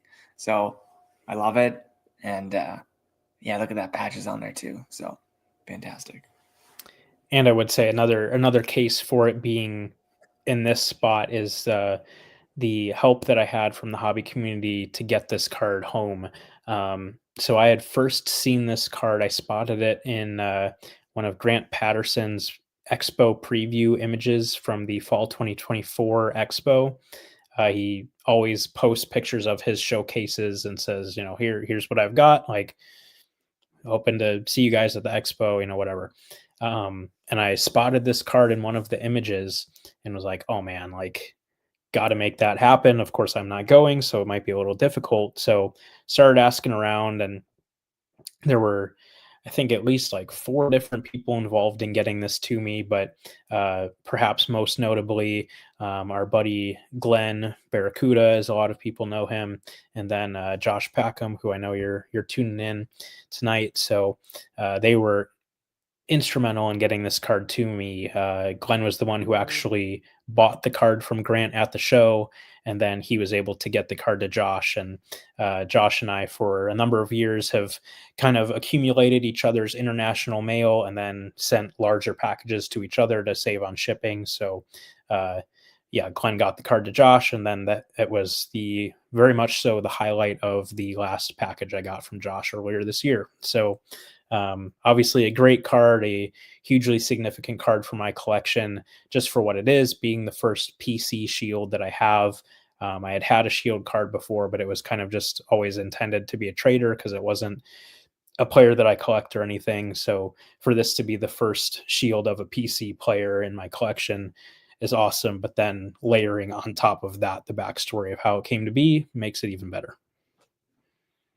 Again, it's the stories that help out with these kinds of cards. It's just, I love that, the hobby coming together to, wrangle up this amazing card meant for someone's collection, and it's just so cool. So congrats on that. It's a stunner. I was just looking at, as you were talking, like the Nashville logo kind of built into it in the background there, just super cool.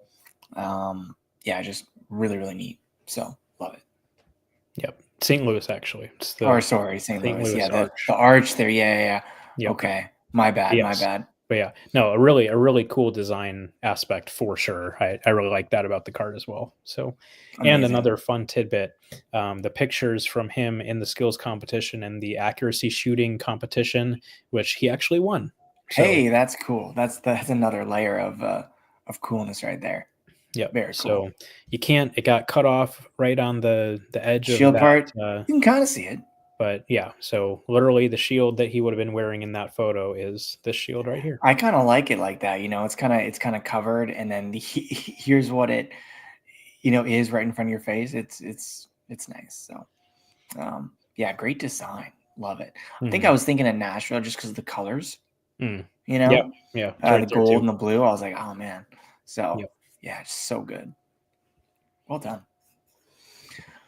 All right, number 2. This card, it should be number 1, but just the craziness of the number 1, I think, just has it beat. But I was going backwards and forwards, up until recording this, even now in my brain, of what the number 1 and number 2 should be. So number 2, I'm finally putting a stamping on it. I'm making a decision.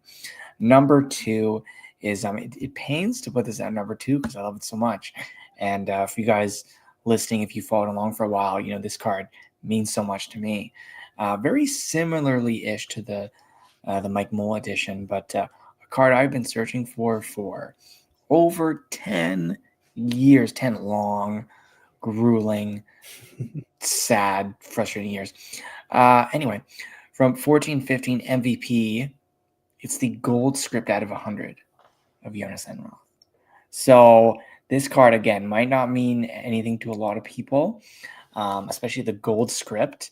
But these were actually, as you can see on the back, written on the penny sleeve. Okay, just to be clear. These were retail exclusives. And so with that, there is a, I understand it. You get some exclusive parallels, for kids to pull, whatever it is. But they can be kind of a nightmare to track down years later. So that was the case for this card. I had never seen one publicly for sale. The first time I did, or thought I did, it was on a website in like the Czech Republic, actually, if you can believe it or not. And I went to it, I saw the photo, and it just had sold out. Why that was, I don't know. Who would, I don't know. But that was the first time I saw it publicly available for a very short time. And then clicked on the link and I saw it was sold out. Craziness. So the search continued for over 10 years.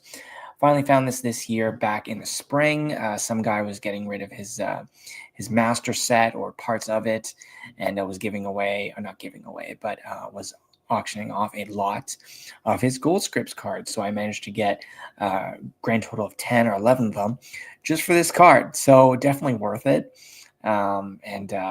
Just the fact that this came in was just amazing, guys. It's been on the top, and I mean the top of my want list for Enroth cards for years. And the kicker was that it was on the top of the want list, but it was the one with the highest print run. So figure that out, but that's how rare these things were. And it's very similar to the superscripts or the gold scripts from early 2000s, where those types of cards were very, very sought after and quite rare, and they didn't come up much, especially the superscripts. So that definitely felt like this for me, and finally snagged it. And man, it's a simple card, but I've always loved the script parallels, and so this card to me is just, it's amazing. It's amazing.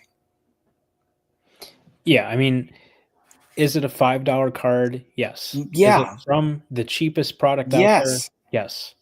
But because of how hard it was for you to find, it beat out 2 shields. Yeah, which a lot of people would not like watching this for the first time. If you've been in the hobby for a while, the fact that this is number 2 would just explode your brain.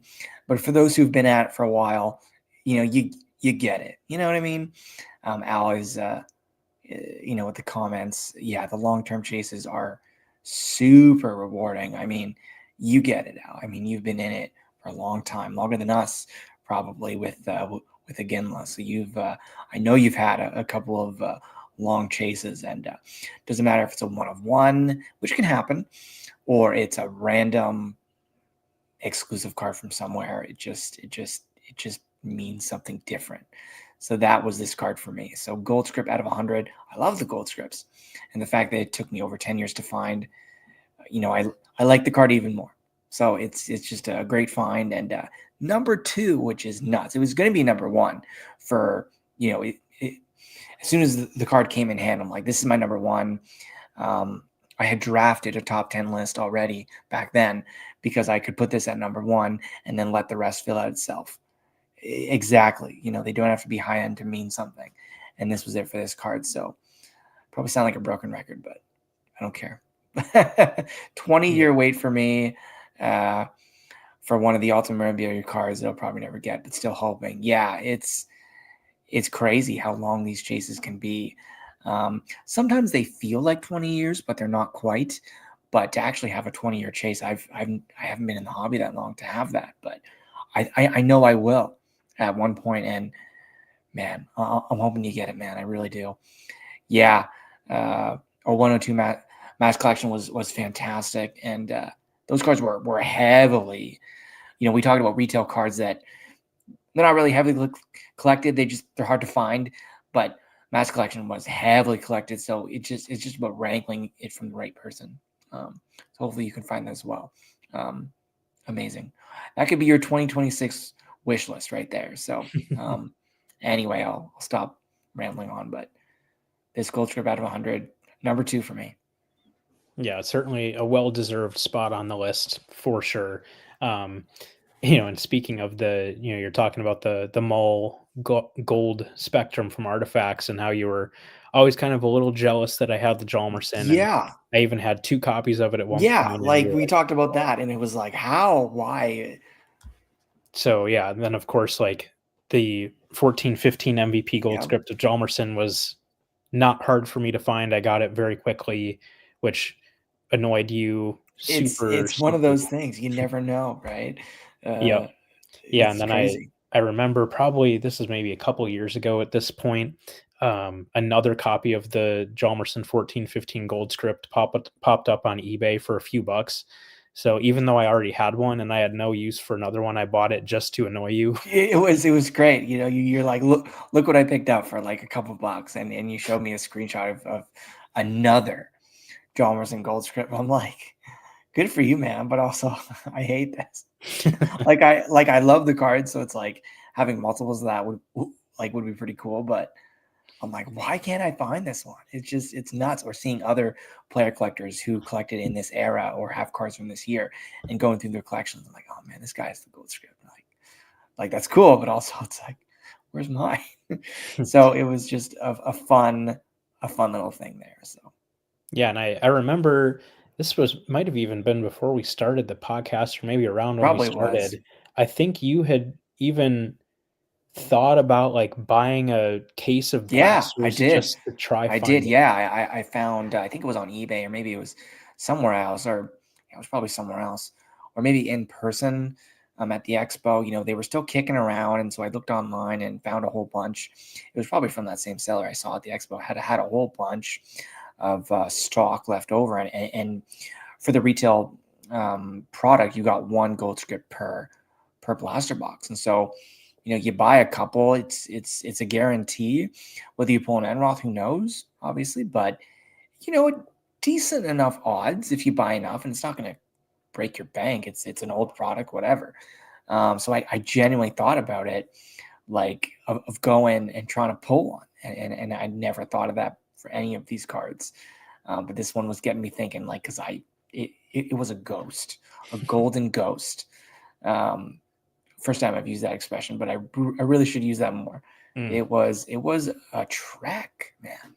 So that's my number 2. There are white whales and there are golden ghosts.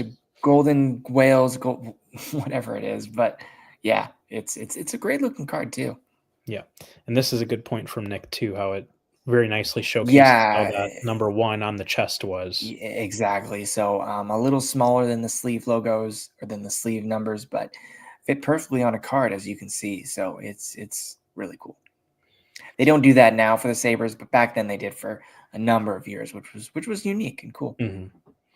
Yep, absolutely. So yes, definitely a well-deserved spot on your list, and I'm very glad that all these years later you finally got one. Finally, that was the theme, I guess, of this year for me. It was for a couple of these cards. It was finally, man.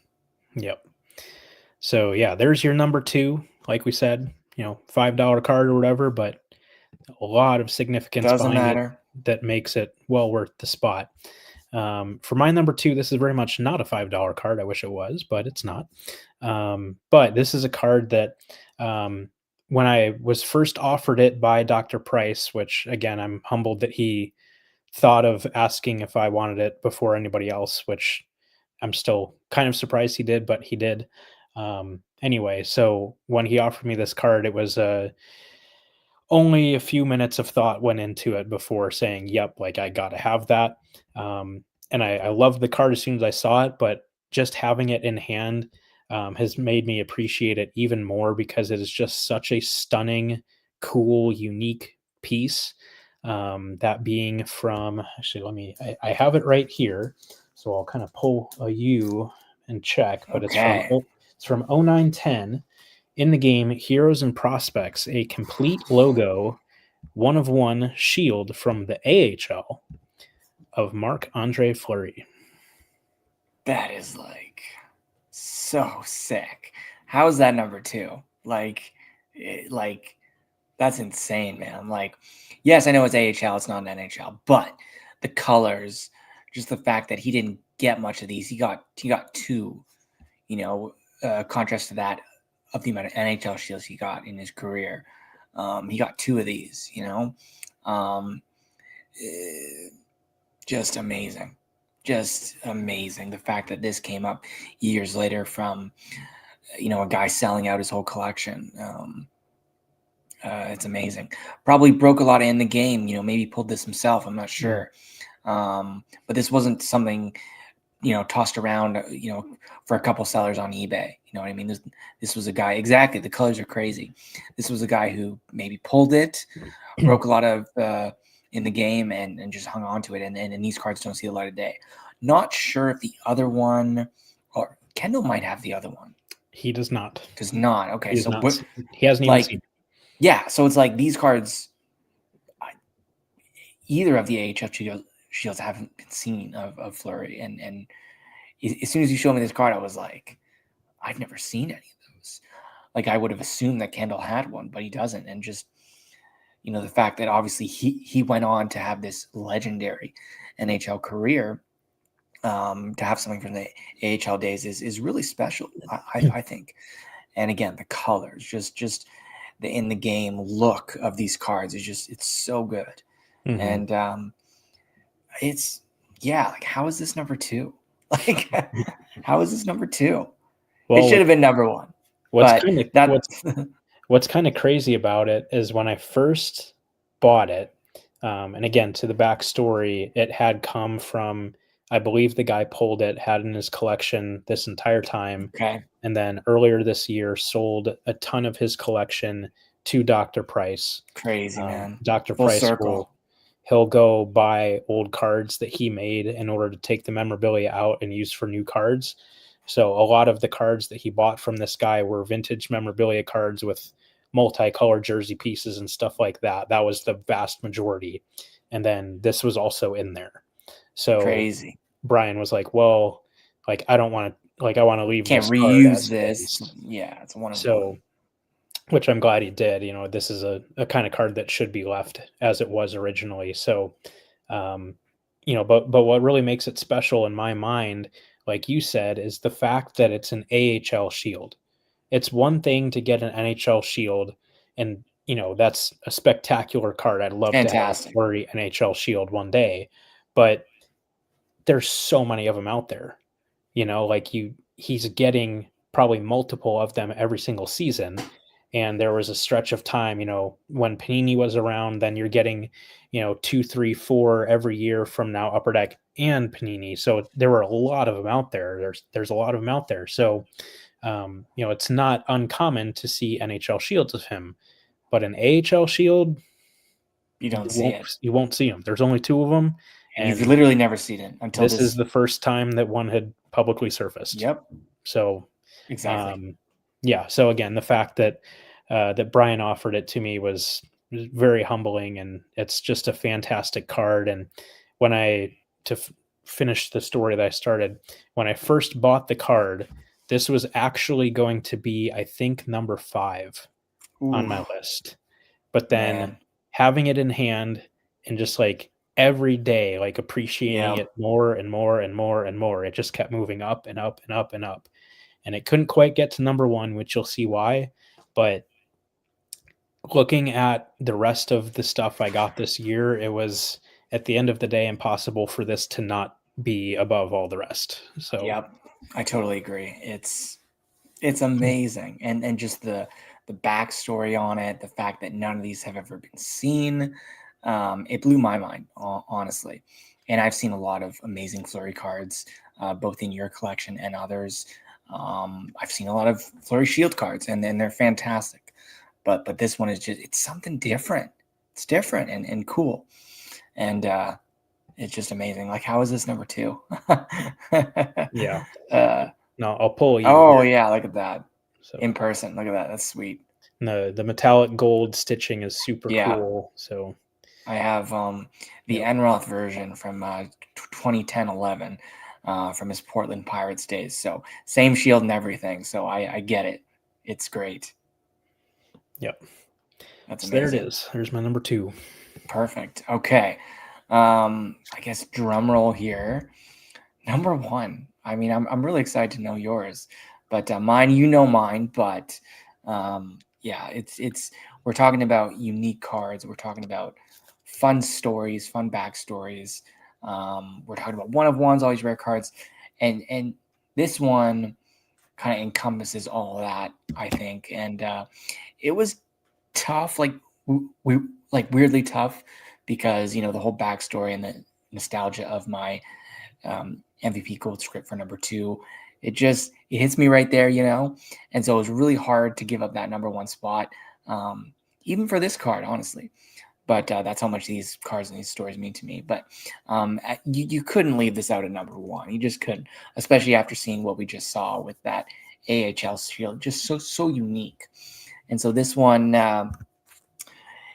it's from 21-22, but it was released in 2023 with a bunch of delays and stuff like that. But it's something you don't see coming.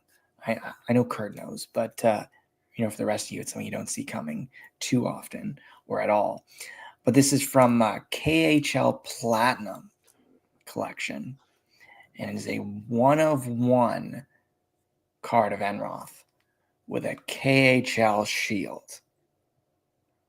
I'll just let that sit right there. I'm showcasing it in person for those listening, but yeah, you can go to YouTube or any of our social media accounts to see this in person. It's just, or a scan at least. It's just crazy. Like, just giving it a second to breathe here.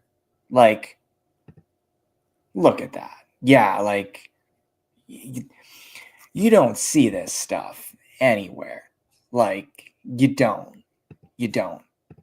Even within the KHL products, I was trying to look back and see. They don't do shields every year. It's not something they do. They have done it now, the past couple of products. But previously, I think the last time they had a shield was, I could be wrong. I didn't dig super deep, but I believe they had a KHL Gold collection in 2013. I believe they released a shield or 2 in that, maybe something in between. And then, yeah, in 2023, they released this platinum product. They've released, premium products before, having memorabilia, patches, whatever, but nothing with the KHL shield. Again, they've had a couple of sets like this since then, but at the time it it was crazy. I know it was a couple years ago, but crazy. And so if you want to talk about a story, those who listen to the episode a couple of episodes ago, you'll get the full backstory on that. But just to save some time, if you want to go back and listen to it, you definitely can. But the backstory about this card is, we're talking about Moscow from Eric's earlier pickups when his dad went there. But this card also came from Moscow, Russia, and obviously, without getting into it, the logistics behind something like that is it's just impossible. And so way back when the product released, obviously with the shipping logistics, it just was a no-go at that time. It was impossible to send or receive anything, and still is for a lot of things, still the case today. But and so I saw this card on the checklist, and just immediately, I didn't even feel bad about it, just because of the everything going on at the other side of the world. I didn't even feel bad about it. I just knew right away, hey, this isn't a card I'm going to get. And that's just that's just life, and that's fine. There's bigger things, right? And so there was some of this product ripped and pulled out of the Czech Republic, I believe, and it didn't service there. So it was just, well, okay, that's it then. And a collector approached me, and he had a whole bunch of Enroth cards. This was years later, earlier this year, and it approached me with a bunch of Enroth cards from this product. And all these, resided in Russia. And originally they wanted, a crazy amount for this group of cards, and would only, make a deal for a group of these cards. And they're great cards, a couple of one-on-ones from the product. And they were awesome, and I would love to acquire them all. But that was a no-go.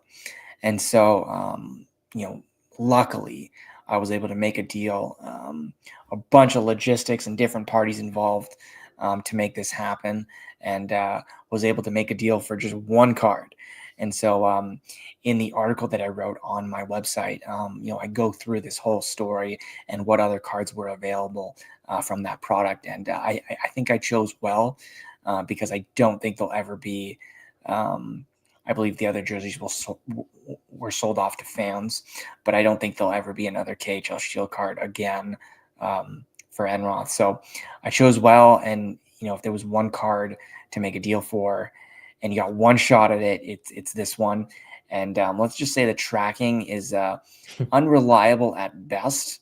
Coming from Russia at this time, and the amount of countries that will agree to ship something like this to Canada is few and far between. So you pretty much just have to wait and hope. So all in all, there were longer card stories, a decade plus, as you heard from this top 10. This one took from start to finish around 5 months, something like that. It just craziness. And like a month and a half to ship it, to transfer it over. It's just crazy.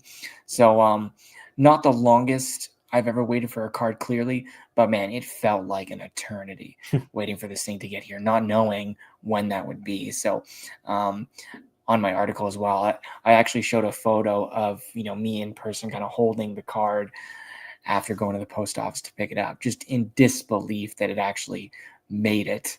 And then this card is actually in my collection with everything going on. It's just, again, it's just astounding to me.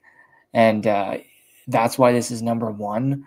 Although I desperately wanted to put the gold script there.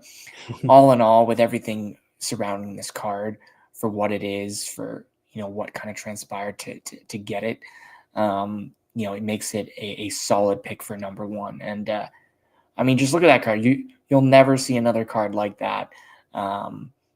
It's crazy, man. It's amazing.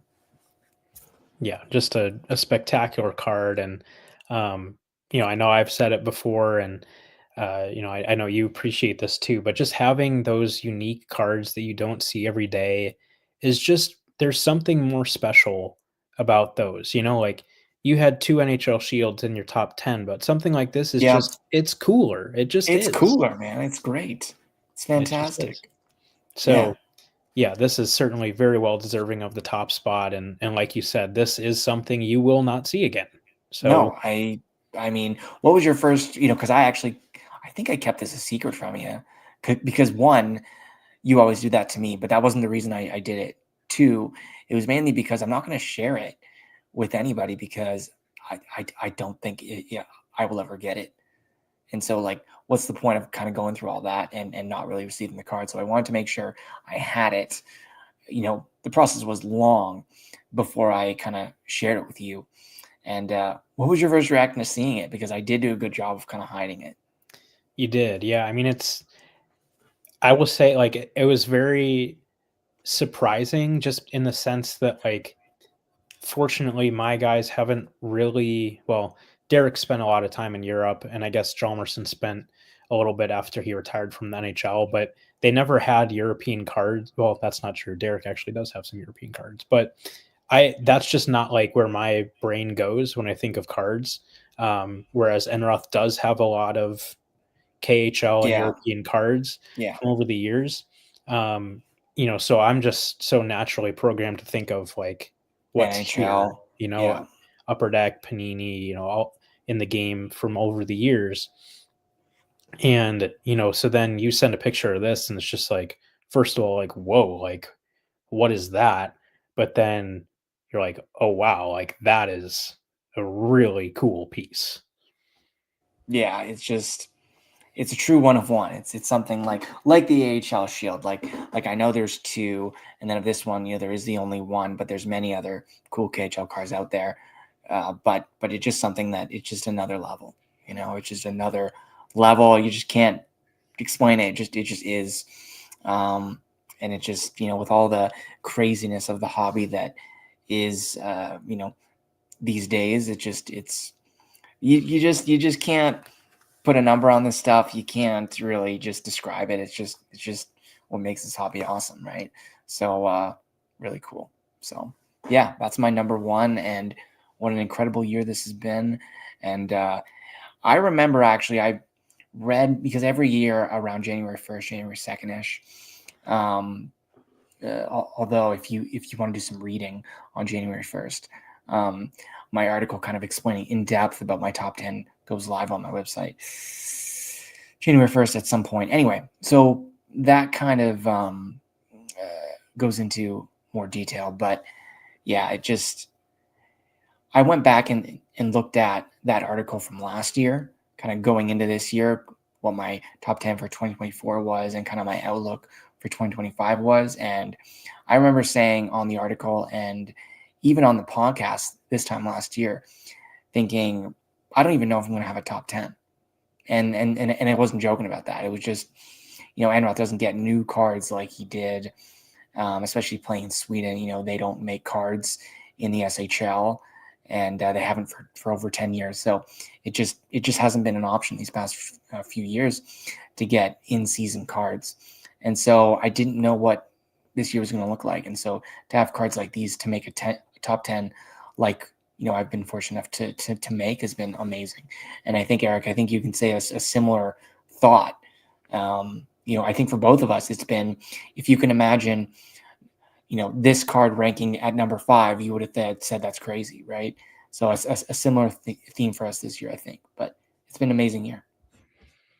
Yeah, no doubt. I mean, it's it's really amazing that, like you said, because he's not getting current cards, even if you had just found 1 or 2 of these cards this year, you would have been thrilled. Oh yeah.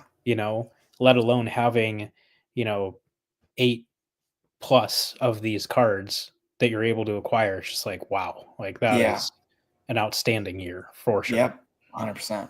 So it's been amazing. Now I can't wait to see your number one. I've been talking too much.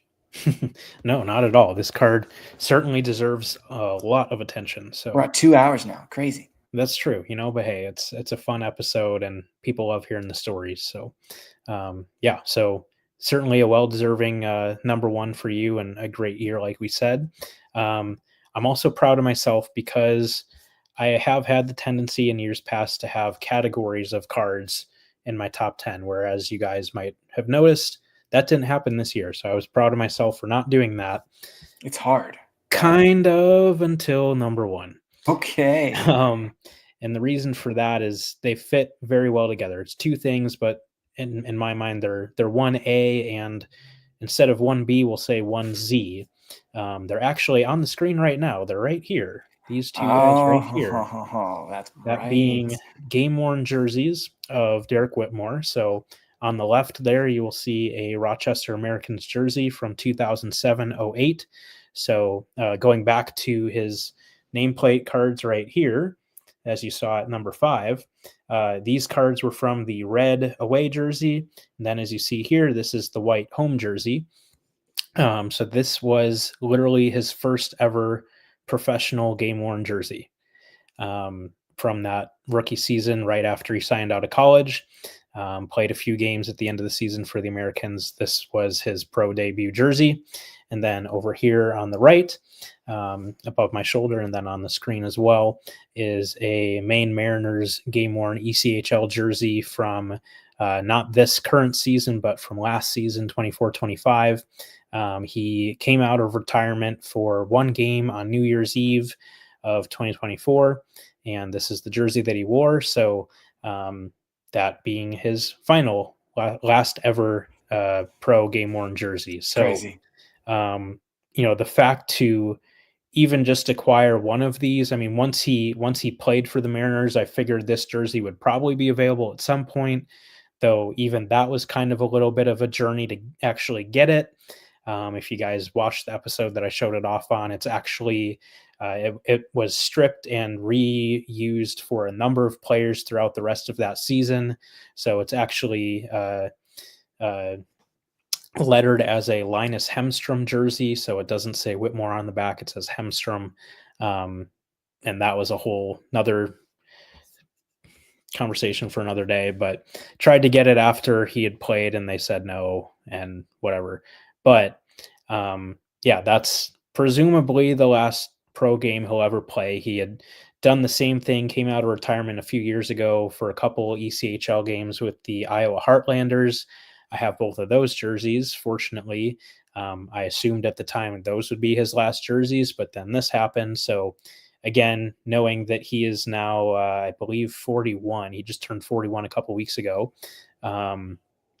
Presumably he's probably not going to play again. So presumably this is his final pro game worn jersey. So just to get that is cool. But then also, over 15 years later to find his pro debut game worn jersey was just incredible. Crazy. To have that offered to me and be able to land it and all that. I had other Americans game worn jerseys. He played a couple of different times for them. So I have 2 jerseys from the 11-12 season from the Americans, but obviously being able to get that rookie year from 07-08 and be the pro debut jersey is just fantastic. So to, like Al said, to have the bookend jerseys from his career, it's just a very unique and very cool and meaningful thing. And, to be able to get both of them in the same year is just crazy. That's amazing. I mean, we are a hockey card podcast, but I mean, we've showed off various pieces of memorabilia before, and this is just crazy. It's an amazing, bookend to a career, and it's really cool. I love the American jersey. I love the colors, very classic. But the Mariners jersey there, it's the colors are so cool. The logo, it's something you don't see, and that's what you love to see with the ECHL or AHL jerseys or European whatever. It's designs and colorways you don't see often, so that makes it very unique. And what a show to end off the year! It's amazing. Eric, you just said it very well said. But I mean, to think that you would acquire these types of things in a single year would be just a dream, really. And you did it. So it's awesome. Yeah, absolutely. I mean, like I said, I figured that getting the Mariners jersey would probably be doable at some point, just kind of a matter of what that would look like. But to be able to find the first jersey, literally 17 years later, like Yeah, that's it's crazy. So a whale. But and then also kind of fittingly, he wore number 21 for a large part of his career. That was kind of his primary jersey number. Of course, it's not always possible to wear the number you want, but for most of his career, he was able to wear 21. And fittingly, this Mariners jersey is actually the 21st jersey of his in my collection. Oh, that's cool. Yeah. I mean, I would say, like, I know you couldn't get held to it, but I would say, like, now would be a perfect time to just stop collecting his jerseys. But I know you wouldn't if you found, one or two of those ones you're still looking for. There's not much, but they're out there. Yeah, I would certainly, at this point, it's got to be the right jersey. Yeah. Of course, there's not too many just publicly out there anymore. So it's not like I could just go buy a ton of them if I wanted to. I know of a couple that are out there. But yeah, there's the only team that I don't have represented from his entire pro career is the Vienna Capitals in Austria, because they literally don't make their jerseys available. Okay. So like it's almost impossible to get one. And I've never seen one, never heard a peep about them. I believe they gift them to their corporate sponsors. Yeah, so that sounds about right. It's basically impossible to get Vienna Capitals game-worn jerseys. So okay, fair enough. And I am 99% sure that he doesn't have one either. So I don't think the players have access to them. So yeah, like if I ever find one of those, that will be a literal miracle. But outside of that, like I've got every team represented in some way, not necessarily game worn. I would love to find a Hershey Bears like chocolate color jersey. Those were so nice. That would be awesome. I've never seen one of the home, away, or alternate jerseys. I've seen they did a retro jersey, and then they did a ton of like theme night jerseys, like Groundhog Day and stuff like that. Either one of those would be kind of neat. So I've seen those, and then every year for a while, the Bears would do a Washington Capitals night. Yep, those where they would wear Capitals jerseys. So I have his game issued Capitals night jersey. So that technically checks the box for a Hershey Bears jersey for me, but I would love to have an actual Hershey Bears branded game worn jersey, but I've never seen one available. So okay, maybe someday, maybe next year. We'll see. So, but yeah, to get both of these jerseys was just fantastic, and yeah, hard to top stuff like that. Obviously, getting one of his NHL game worn jerseys would be great, but he has both of those, and I don't think he's letting them go. Yeah, fair. That's fair. We'll let the player keep those. They are where they belong for sure. Yeah, so 100%. Yeah, but getting both of these to have the bookends, like Al said, is extremely meaningful. And are these the most valuable things I picked up this year? No. Are they the most meaningful things I picked up this year? Yes. That's fantastic, and that's what collecting's all about. And as we go into 2026, I think that's a good outlook to have. Just keeping that in mind. Yeah, thanks, Josh. We appreciate it. Thanks, you guys, for tuning in. We appreciate all your comments, all your views, and those who are listening live or those who will listen after the fact. Thank you for listening another year, and we'll definitely be back in 2026. Not sure when though, but in January at some point, and we'll start the year off right. And yeah, thanks again for tuning in to another year. Yeah, and then of course we can't forget our hobby resolutions. That's right. Mine are reviewing 2025, and then we can set some for 2026. So Aaron, I know you're always very passionate about doing this every year, and yeah, so I'll let you start with reviewing your 2025 ones if you remember. If you don't, I can read. I forget in the moment. Okay, so this might be a little difficult to quantify, though I do think you did a good job. But your 2025 hobby resolution, according to our episode outline from a year ago, okay, the only thing you had was buy all the cards. Buy all the cards. I think I did that. I think like all the ones that I needed that I saw, I think I was able to get. Well, maybe that's maybe not true, but I tried. So I think that's a win. But this year I'm just looking to have fun, if we're looking for 2026. And I don't know if I have a goal in mind. I mean, maybe I know one of the goals was 80 one of ones or something like that. And so I'm at 87 or something like that now. So maybe 100 one of ones in the Enroth collection would be cool. I don't think I'm going to do that this year, but I can try. So I guess that would be another, tangible goal for me. Cool. Nice. Yeah. For mine, for 2025, I had finished one notable 0304 set. I did not accomplish that, though I will blame that entirely on the shoulders of Mr. Craig Schufelt. Craig, if you're listening, you know that this is your fault. We have had an ongoing conversation about the last 3 cards I need for the Premier Collection set, literally since like May, and it just hasn't happened yet. So, Craig, let's make it happen in 2026, so I don't have to keep making this a goal every year. So that's great. That's so funny. So I failed that one. That will be one of my goals for 2026, if and when Craig decides to help me achieve that. Number 2, get my collection organized. I've very much failed that. I won't show you guys around my office because it's cards everywhere. It's a good problem to have, though, as it has been for years. But maybe 2026 will be the year.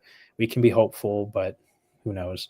And then my final 2025 resolution was to add at least one notable Connor Bedard collection to my collection, which of course was a success. Now, I will also add the caveat that when I made that resolution, I knew that the stick handle card was already being made. So I knew I was going to achieve that. But well, you did more than one. So I think it's true. Better than what you could have hoped when you made the goal, which is an improvement, which is a good success. So I think you definitely not just hit it because you knew you were going to, but surpassed it, flying colors. And that's awesome. That's true. That's a good point. So, yeah. Yep. Cool. So then for my 2026, I'll stick with finishing the one notable 0304 set and getting my collection organized. It's kind of hard to have for my player collections, have a super tangible thing just because Hjalmarsson really doesn't get any new cards anymore. And this would be Slavin. Slavin is getting so many cards that it's hard to even keep up anymore. Maybe a number that you want to hit or something. Yeah. Yeah, we're not talking about thousands. All the ones that I need, which are, very few and far between. So, like I mentioned, all the ones that are applicable for me, I'd want to get them. So we'll see if I can. We'll see, especially going into 2026. But more on that later. Yeah. So, yeah, I think that'll wrap it up for me. Unless you have anything else, I think we can put a bow on 2025. Yeah, it's been a good year, better than what we could expected, like we said. Thanks for tuning in. We really appreciate it, and we will see you all in 2026. Crazy. Absolutely. So with that, we'll leave it at that, and hope you guys enjoy your New Year's. Like Aaron said a few minutes ago, we appreciate you guys tuning in, not only today, but for any episode that you check out, we appreciate and hope you guys enjoy what we do. And, that's why we do it. We want to create content that you guys enjoy and, share those fun stories and show some cool cards and stuff like that. So I know we have fun doing it. Hopefully you guys enjoy what we do. So again, we appreciate each and every one of you who tune in and check out what we do. So that'll wrap up 2025. We'll see you in 2026. So as always, please be sure to follow us on social media. We can be found on Facebook, Instagram, and YouTube at Sunrise Cardcast and on Twitter at Sunrise CC. Please also be sure to subscribe to the show on your podcast platform of choice to make sure you never miss a future episode. Until next time on Sunrise Cardcast, keep collecting those hockey cards.